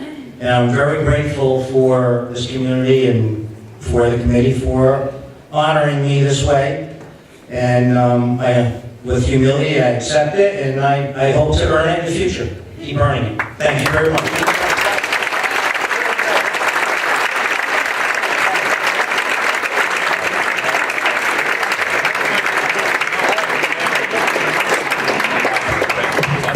Thanks, Shof. Those encouraging words. You know, in the 30 years that deserving people have been inducted into the Brantford Sports Hall of Fame, we've seen quite an interesting collection of folks. We've had outstanding athletes, all league, all area, all state, even all Americans. We've had coaches, fans and rooters, sports writers, administrators, national sports executives. We've honored young people, old people, honored the memory of inductees that have passed on. But in all the years, through all the myriad of Hall of Famers, we've never honored a mascot. Well, that all changes tonight. Tonight we induct someone with a number of aliases. Boola, Yale's football, basketball, and hockey mascot. Blaze, the mascot for the WNBA Connecticut Sun. And Hunter, the mascot for the New England Black Wolves professional lacrosse team. All three mascots make numerous public appearances at community and charitable events. What happens when more than one of these characters is invited to the same event at the same time? It's kind of a little too crazy to even imagine. Of course, we're honoring Ryan Thompson tonight for more than being a mascot. A premier swimmer and golfer at Cranford High, Ryan was also an outstanding academic student. He was an all-area and all-state swimmer for the Hornets, and his team won the state championship. In 2004, Ryan set the school record in a breaststroke that still stands today. Matriculating at UConn, Ryan was a valuable contributor to Husky's successful program. Most important was Ryan being named to the Big East Academic All-Star Team all 4 years. Ryan's in the insurance industry, working for Milliman Incorporated. He resides in Madison and will be married this coming June. Let's welcome someone who truly wears many different hats, as well as costumes and personalities. But for tonight, he's the Hall of Famer, Ryan Thompson.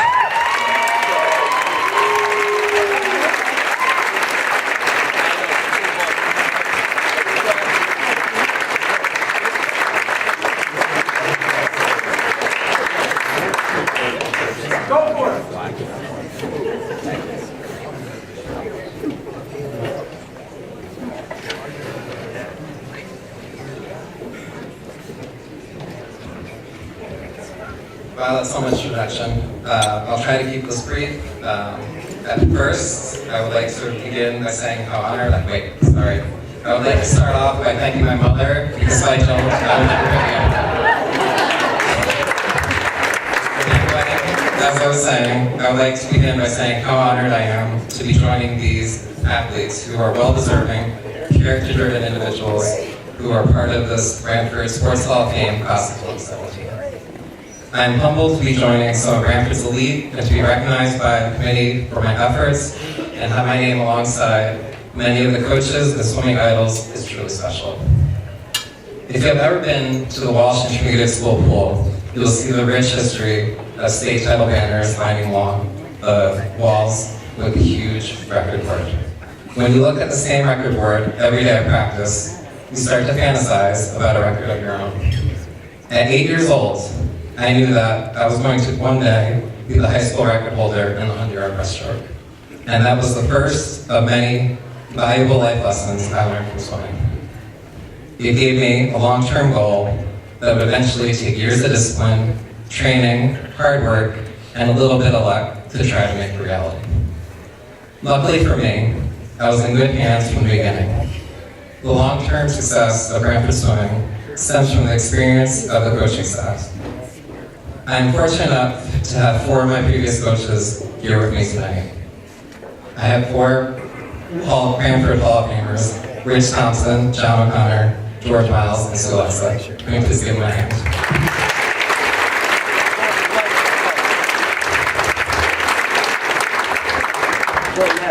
Their combined coaching experience spans well over 100 years. They knew how to get the most out of their athletes, me in particular. As we talked about before, swimming is a perfect individual team sport. You are in constant competition with yourself, trying to improve every day. No matter what everyone else is doing beside you, when it's all said and done, it comes down to you versus the clock. However, you are not alone when you have a second family of teammates who are training and pushing you day in and day out. They understand the physical and mental strain that comes with the sport and are working towards their own individual goals. Mine, as you know, was the record I had my eyes set on when I was 8. However, at the end of the day, a swimming career isn't defined by the times of the races, but how we remember the times spent with teammates and coaches. I have been told that one of my best races was my 200 freestyle from a summer senior meet. For the detailed play-by-play, please go talk to Mike Loftus, Shake Head sitting over there. Long story short, out of 113 competitors, I was second place at the halfway mark and finished in 78. That race was just one of the highlights from the meet that included the full body soup, the duel in the pool versus Kristen Foss, the FCF motto, and rewriting the infamous Stingray record book. I learned a lot from that meet, mostly expectations versus reality. It was a meet that had no pressure or expectations going in, and yet turned out to be one with some of my best swims and fondest memories. The happiness from that meet is a direct result of the reality far exceeding my expectations.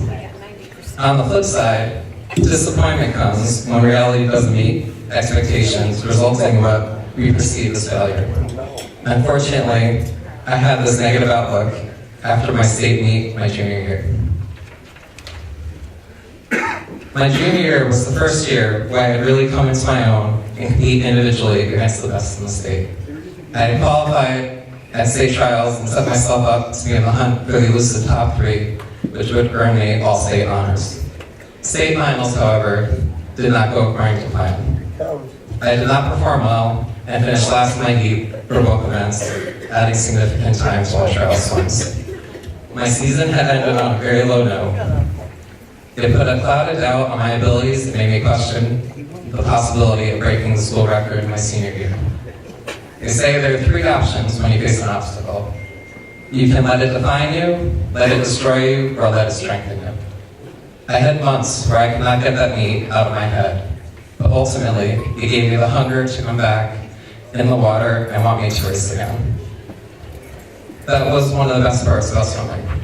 Not every race is going to be perfect, but you always have the opportunity to come back and compete. My senior year was the exact opposite of my junior year. The dual meet season had its ups and downs, but I knew that I still had a chance to break the school record. The state trial meet went according to plan. While I didn't get the coveted record, I was within 0.2 of a second and had another chance to state finals. I was so concerned and focusing on breaking the record that I didn't realize that I had finished trials in second place and had a legitimate chance to be a state champion.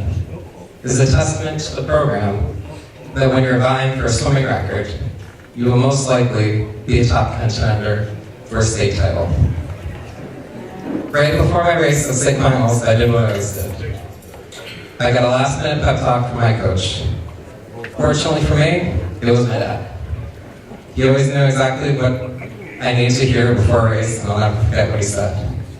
He told me he wanted to be the first one to congratulate me on being a state champion and sent me on my way. Not coincidentally, he gave me a call an hour before this. He wanted to be the first one to congratulate me on being elected. As you can tell, the race went perfectly. I became a state champion in record fashion. It was an unbelievable achievement, a goal set 10 years prior, but was able to share at that moment with my dad as my coach is something I will treasure forever. I'm grateful for the committee to recognize my accomplishments, but I must give credit where credit is due. First of all, I would like to thank everyone here for the continued support of Brantford Athletics. Without you, the Brantford Athletic programs wouldn't be as successful as it is today. Second, I would like to thank the friends and family in attendance today. I am the man I am today because of the support you've given me throughout my various aspects of my life. I would also like to thank my brother Mike for secretly making me push myself so I wouldn't lose my younger brother. I also want to thank Mike Loftus for being my training partner, making work out with him and Rodney for so many years, even though I didn't want to.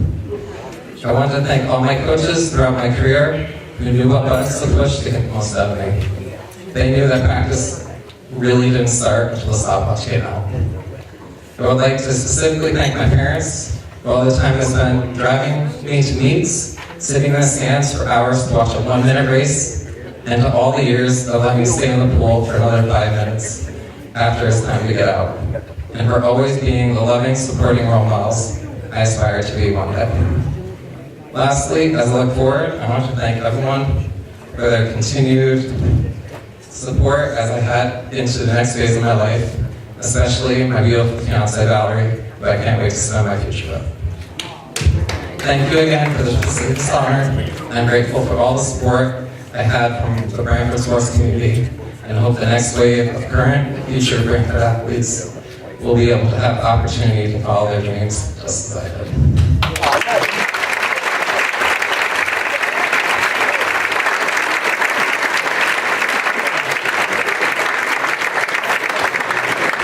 Thank you, Ryan.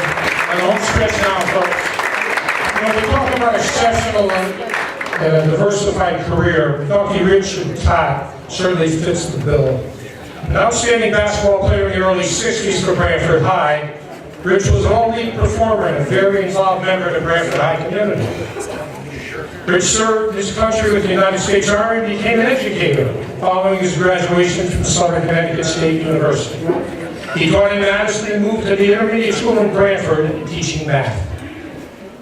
He put his basketball experience and his enthusiasm to work at the school and coached a number of Hall of Famers, both boys and girls. He helped the high school program along the way also. Rich left the teaching profession in 1980 and went to work in the private sector for Amber Glass. He also owned and operated Melissa's Hallmark in Guilford for nearly 20 years. This wasn't quite enough to fill Rich's plate. He joined the staff at Sikorsky Aircraft and distinguished himself designing and managing a number of very successful helicopter programs for Sikorsky. He spent 33 years with the company. As you can see, Rich Todd is truly a Renaissance man. He was a student leader, an outstanding athlete, and dedicated educator, a business owner, and a valued member of an international company. I remember Rich for his skill and sense of competition, playing men's rec basketball and volleyball at the community house. He was always in the thick of things. Rich is not the only Hall of Famer in his family. As his daughter Melissa was inducted into the Daniel Hand High School Hall of Fame for her outstanding accomplishments in gymnastics. Ladies and gentlemen, let me introduce Richard Todd.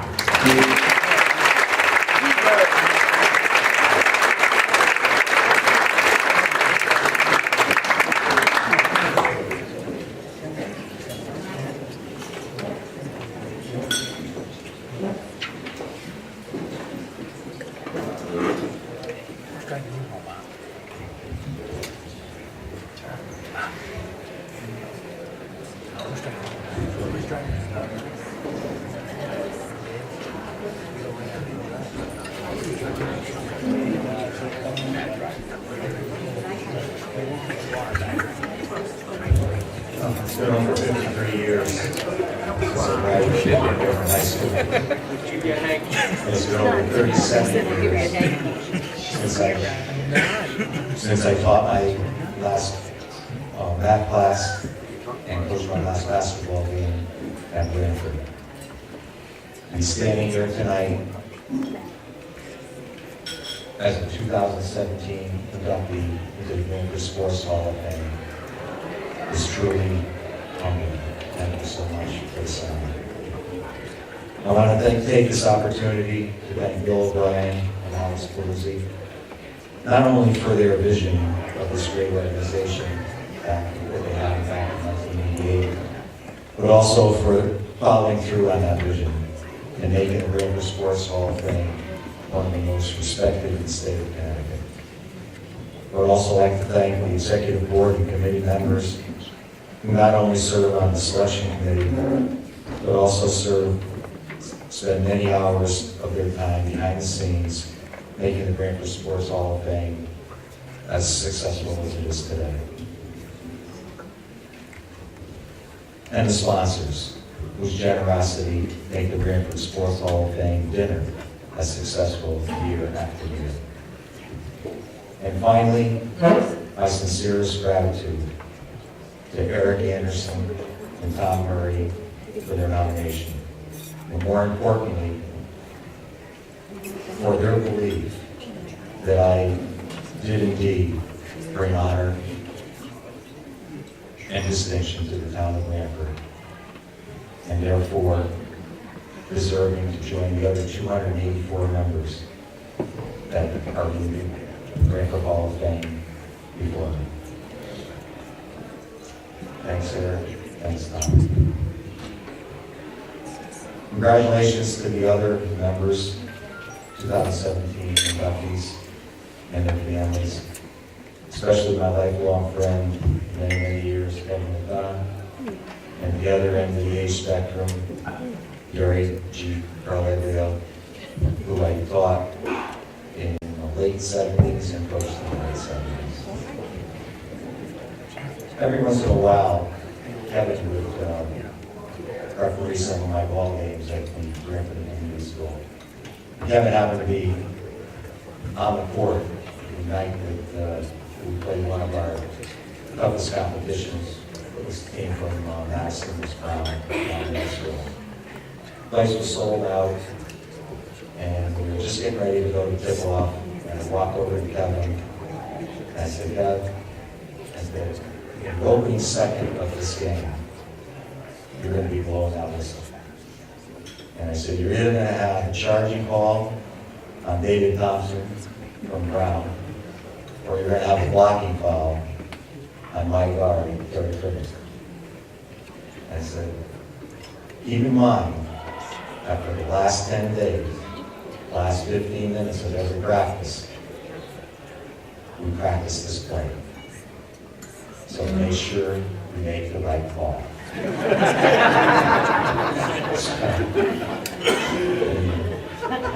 So the game started, tip, and within 1 second, Kevin's whistle was blowing. And the fans were treated probably to the most demonstrative and emphatic charging call that was ever called. So Kevin did make the right call. I found it ironic that G. Carleglio and I ended up on being inducted on the same night. And you might ask why ironic? Because of all of the student athletes that I taught and coached during my time in Branford, Gary probably embodied my personality more than anything. I believe it was Coach Ray Teller Jr. who said it best, that Jeep was and is passionate and emotional. And unfortunately, Gary, that's how I felt too. So to follow me and be passionate and emotional, probably not the best thing, but in this case it was a good thing. I never had to worry about Gary's effort in the classroom, nor on the basketball court. I knew he was always going to be 100%. And I never really had to wonder what he was thinking, because it was all out there for all of us to see. And that's not necessarily a bad thing. Those are two good qualities. Continue to use.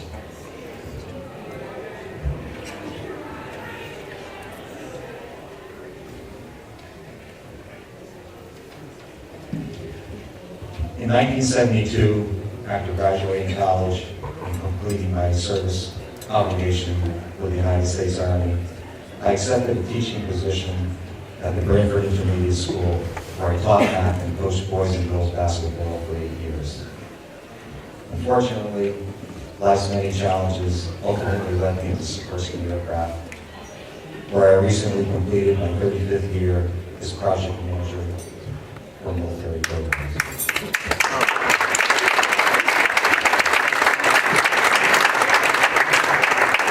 During that time, I've had the good fortune to work for a number of presidents and vice presidents from Sikorsky and Lockheed Martin, interface with the top program officers in the Army, Navy, and Marines, and host many of the contractor customer milestones.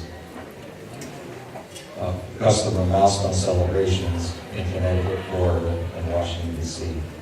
The most memorable at the Library of Congress, where Tom Clancy was the guest speaker.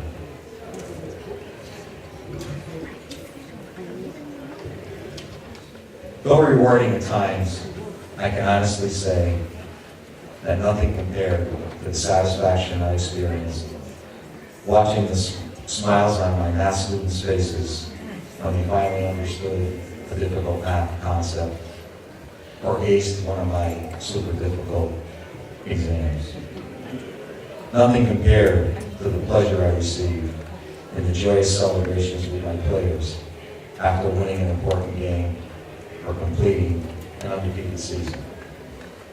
And yes, nothing compared to sharing the disappointment and the consoling moments with those same players when we fell short of achieving our goals. But thankfully, with Branford basketball, that didn't happen often. On my last day of teaching at the Branford Intermediate School, one of my students came up to me and said, "Mr. Kopp, what do you want to be remembered for?" Now, normally that would be kind of a trick question, but I had thought about that very question many times during my 8 years with my Branford athletes and students. I said, I want to be remembered for making a difference. Tonight, at least in my own mind, my induction into the Branford Sports Hall of Fame validates my answer to that student's question. Thank you all for a most memorable night. I will not forget it for the rest of my life.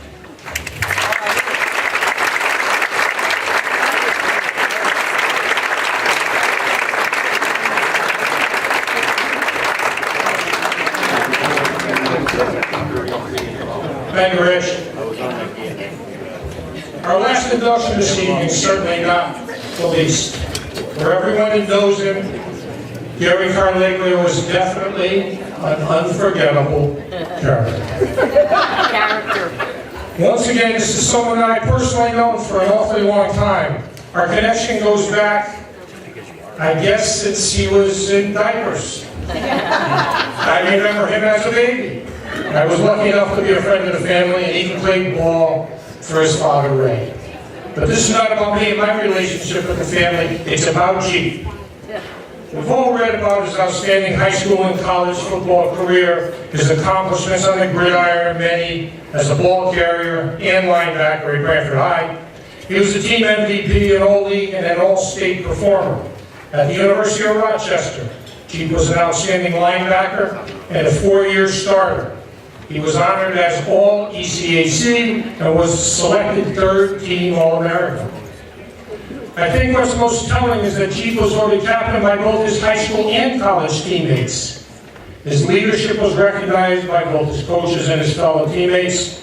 That leadership was again exhibited during Jeep's coaching career, both at the high school level, the college level. He also did a stint coaching the pros in Europe and Finland for some team that I still can't pronounce the name. Anyone who knows Gary G. Carleglia knows the level of enthusiasm he brings to everything he does. He's a guy that's always fired up. When he played, he was a whirling dervish on the field. He hit anything that moved.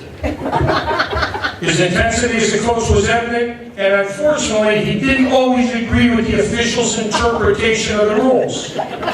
Whatever he did full throttle. In his position as business development executive with the Quinnipiac Chamber of Commerce, Jeep shows that same drive and enthusiasm. In 2005, Jeep was inducted into the University of Rochester's Hall of Fame. Well, tonight, Gary G. Carleglia was being inducted into Branford's Hall of Fame. Please welcome the one, the only, G. Carleglia.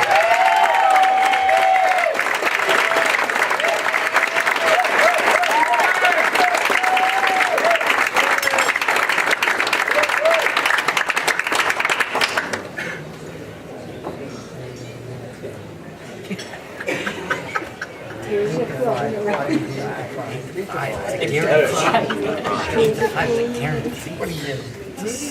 the last one here, so. I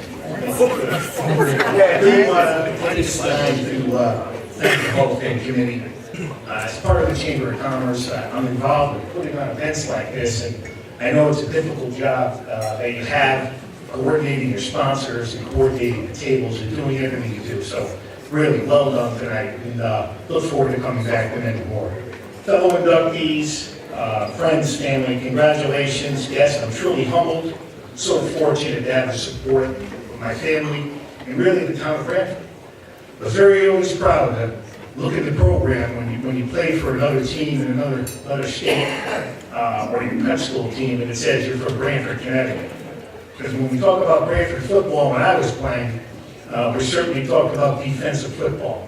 You know, I know a lot of people talk about offensive football, but when we played, we knew how to play defense. I'm very proud of that. To the Dumar family, congratulations. Nick, well done. Great speech. My father was your father's baseball coach. He's here tonight. That was just a wonderful thing. I know he thought so much of George. Sorry he is not here, but he would be very proud of you. You did a terrific job. Special thanks to Paula Redback, my neighbor from Victoria Drive, an accomplished coach, a wonderful person. Thank you for nominating me to this Hall of Fame. It's truly an honor. Director of tennis at Quinnipiac University. Her teams have achieved great success, continued success in the future. Again, humbled, so fortunate to have the support of my family. I really lived a football odyssey. I'm the son of a coach. I was a high school and college player, an announcer when they had the Brantford local access. When I came back from college, I did some announcing for Brantford football with Doug Hammond. I don't know if Doug's here tonight, but we had a great time doing that. I was a college coach. When I left college coaching, I did a year of youth coaching with Dan Kuzma, a teammate of mine up in Massachusetts. I was a high school coach, and this is really a family award. I'm just proud that when that banner goes up in that Joe Trapasso gym, that Earl Ledley me is going to be on. Victoria Drive. Victoria Drive in Brantford is just a great place. We had a cul-de-sac at the end of the road, so that was a natural ball field. So we played on the concrete, baseball and football, and then I had Don Cody to my left, I had Ray DeFrancesco from Southern Connecticut, the AD, on my right. We had all these ball fields. We had an empty lot across the street, so no matter what we were doing, we always had places to play. Now that lot now has a house on it. Sorry to see that go, but it was just a great, it was a great place to grow. My mother had been coming to Brantford. My grandfather bought some cottages in Indian Neck. They'd been coming since the 50s, and then they finally moved here. My grandfather, my grandmother, and my mother and father in 1966. Well, really before that, 1964. They were on Rose Hill Road, which is up on the hill, and then they moved to Victoria Drive just before I was born in May of 1966. So we have a long standing in the town. My grandfather and my grandmother owned the Mandolin Italian restaurant on Route 1. It's Sukasa now. But, you know, they owned that restaurant for many years, and then they leased it to the owner of Sukasa that eventually sold. I was so fortunate as a young player because I was on Victoria Drive, and my youth football, they called it midget football back then, but I know that's obviously not a good word now. So, politically correct. Youth football, yeah, that was the old name. Youth football, my practice field was either at the Damascus School or the intermediate school. So me and my brothers, we just rode our bikes to practice, maybe a couple hundred yards away. So that we were very fortunate that the fields were there because Dad was off coaching, Mom was working. So, you know, it just worked out real well. My first recollection of football, again, and I came up with this, I knew you were involved with this, Paul, but I had you on my list because I got my first set of pads from Paul Caspola. He had maybe 200 or 300 pads at his house in his basement, you know, the old suspension helmets, okay? And then we went there, we got outfitted with our pads. And that was from you and your people that created that Hornets Nest Football League. That's what started my career. I'll never forget that. John DiCaprio, wow. I mean, you talk about a youth coach. John DiCaprio was one tough coach, boy. He was great. He was an imposing figure. I'm in the 5th and 6th grade. I don't know how tall I was. Probably not. I never really got that tall. But he had that pipe. He'd come out of that car with that cherry tobacco, smoking that pipe, 6'3". And if you were playing for John DiCaprio, you better buckle your chin strap. Let me tell you that. So that was a lot of fun. I had a great relationship with my Little League coach, Rich Keller, who's passed on. I played for Universal Wire with my brother Steve. He told me, he always believed in me. He always told me that I could accomplish anything. He followed my coaching career when I was at Columbia. He was a Penn grad, so he liked to go to the Columbia Penn game, and I was able to give him tickets. But he was a great influence in my life, and I really appreciate what he did for me. Tom Murray, my basketball coach, and you were more than a coach. You were an educator. You were my teacher my senior year in high school. You wrote my college recommendation. Again, you're a Hall of Famer, more than a coach, just a great human being. I truly appreciate what you did for me. You helped shape my life. I played for Ray DeFrancesco in American Legion Baseball. Again, a guy on my street, great person, everybody knows him, Hall of Famer, just a terrific human being. Who can forget Jim McVeigh? Here, here. Who can forget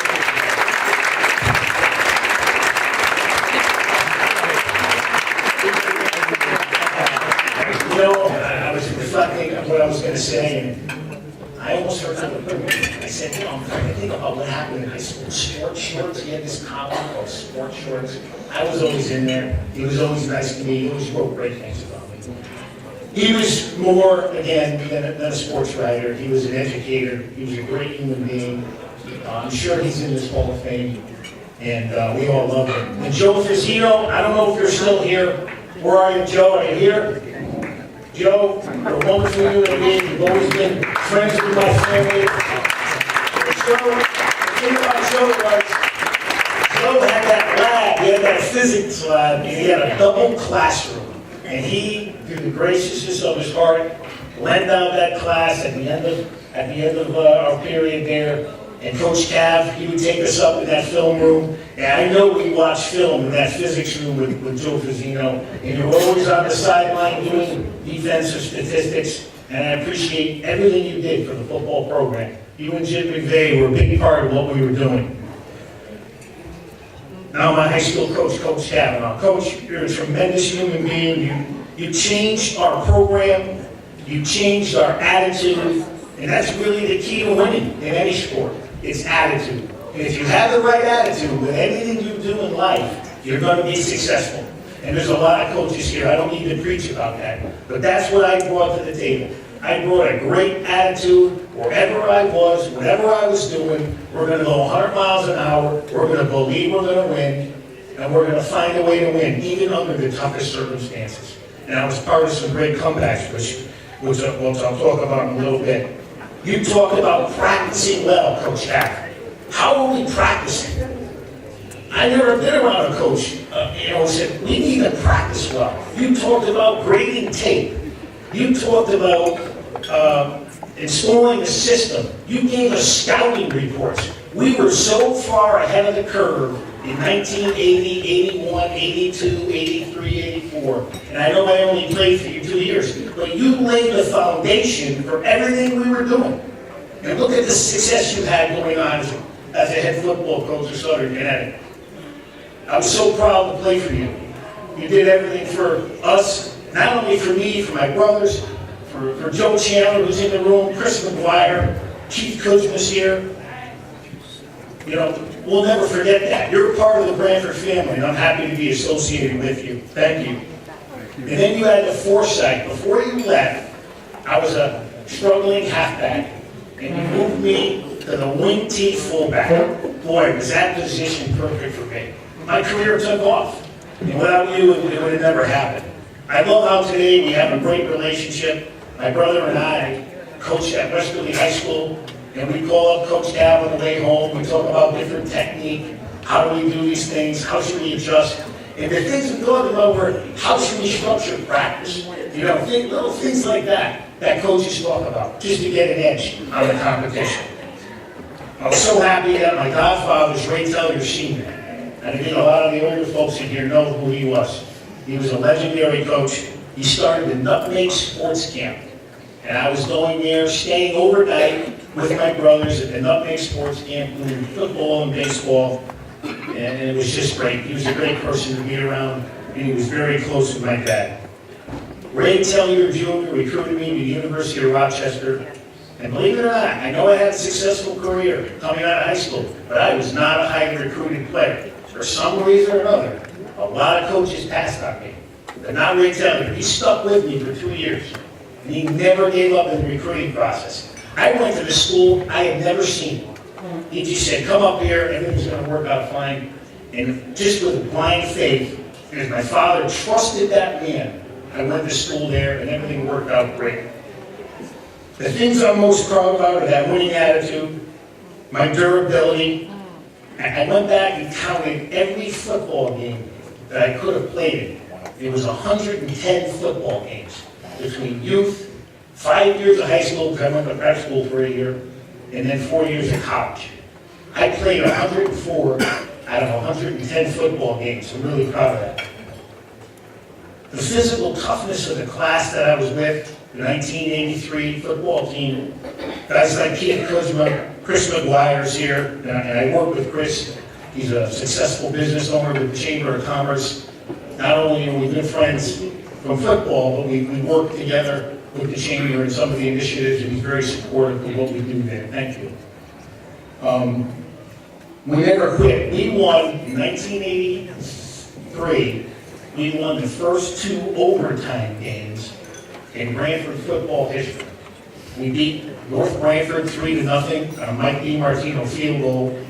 And then I called up my brother, I go, hey, Heidi, go in the scrapbook. And Erin Mesquita, she was a cheerleader, she made me a scrapbook. I go, look up what happened with the North Haven game. We scored, we were down 14-0 in the fourth quarter, and we scored 2 touchdowns in the last 3 minutes to tie them. And one of the things, not only did we missed an extra point, so we were down 14-6.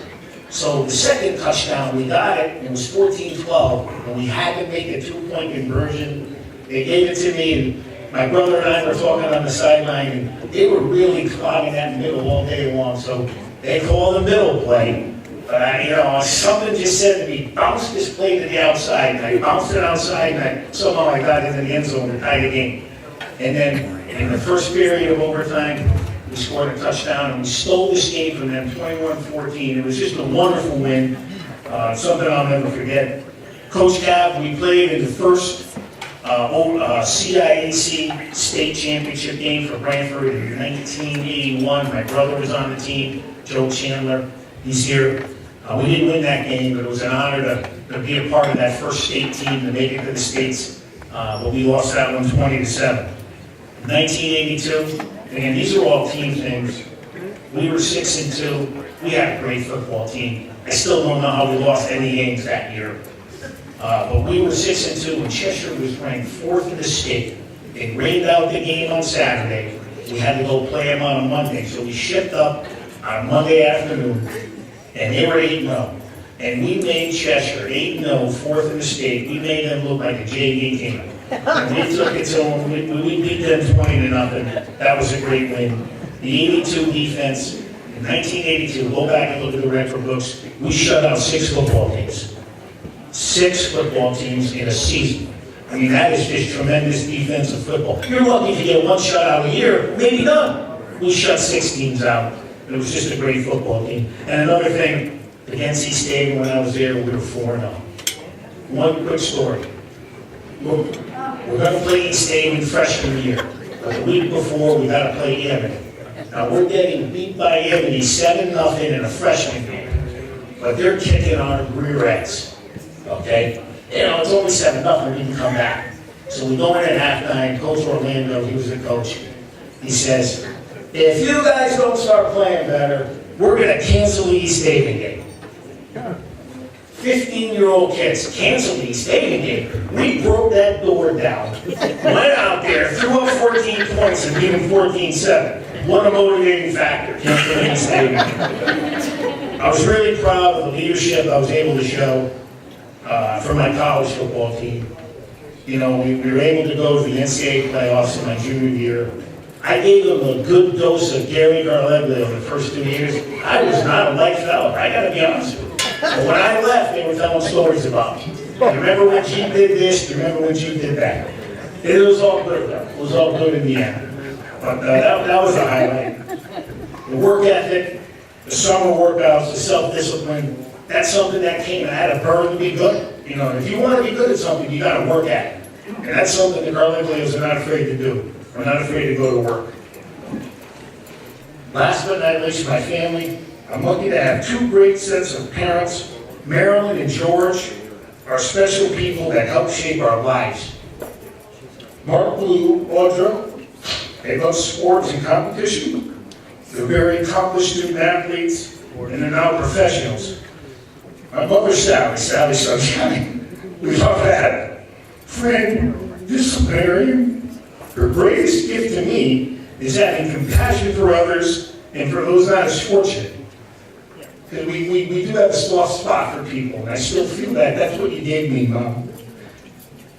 Drama coach. She was my drama teacher in 4th grade. I was the lead in a play about Barnaby in Days and Toys. You don't believe that. My mother was a great actress and a singer. No, she was a great actress and singer for Sacred Heart. She was a very talented. She was a cheerleading coach, Gridiron Club skits with the Gridiron Club. Great dinners, driving us everywhere, putting up with 3 boys and 1 girl. During high school wasn't easy. Mom, you are the MVP of the family. Dad.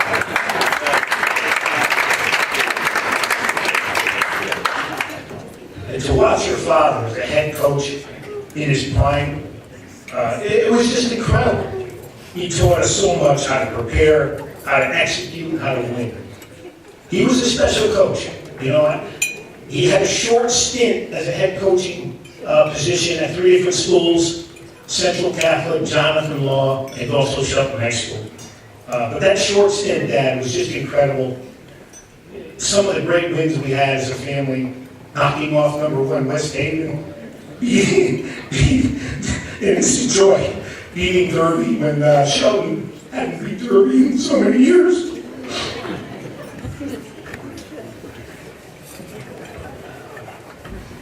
My father taught us the value of hard work.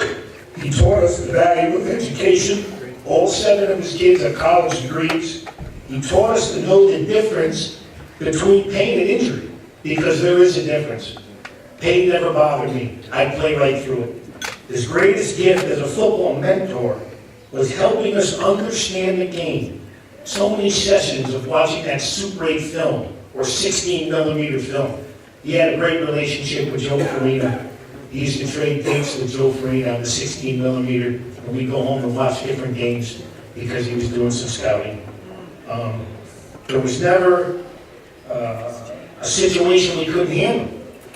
I know I was mentally tougher than my opponent, and that was through you. Teaching me how to be mentally tough under adversity was a key to my success. There was never a situation that was too big, or an adjustment we couldn't make or understand, or how to approach a pressure situation. He never interfered with coaches. He always kept his distance, and he let us play naturally. I know we all appreciated that. I know there's some baseball coaches here. I wish we could have, had a little bit more success, but I want to thank Paul Freund, Chuck Reel, and Alice Bougie Jr., my freshman coach. You guys were great. We had a lot of fun. Again, the wins weren't there, but we certainly enjoyed ourselves. My father was my hitting coach. My father was a great hitter. He was almost in the major leagues with the Minnesota Twins. There was no greater hitting coach to really be around.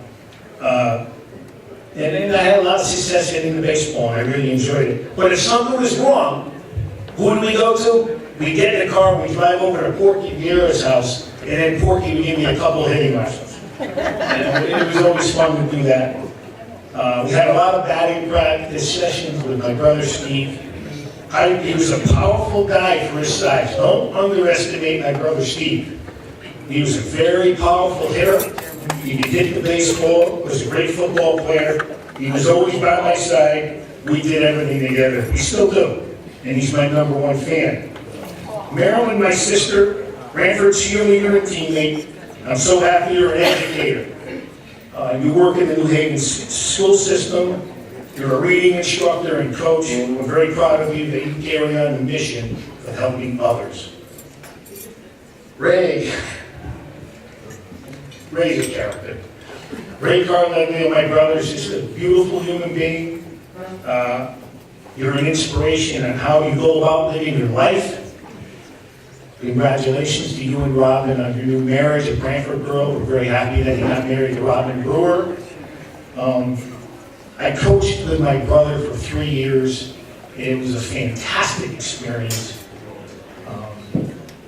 We challenged each other, we made each other better, and it was just great. And he was a tough, hard-nosed player, had a nose for the end zone. I want to thank my wife for putting up with the coaching part of our lives.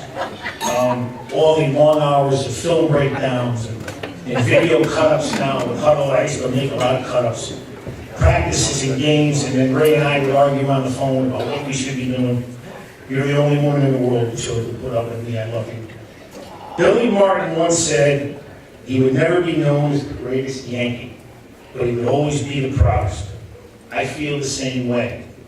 I know other Branford players before and after may be better, but they never will be prouder. Thank you.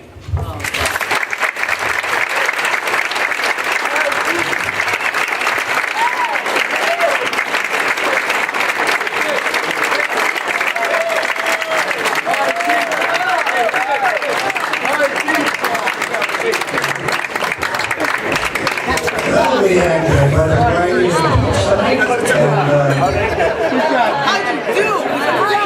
and you all enjoyed yourself very much. I want to thank the Recreation Department once again. Community house being renovated now, and Coach Passage Stand there with your thing. will be up and running within hopefully a little over 1 year. And we'll be back at it again.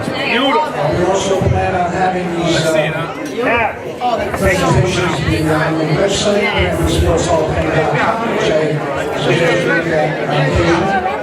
And I want to close the night by just saying thank you all for coming. I appreciate you being here.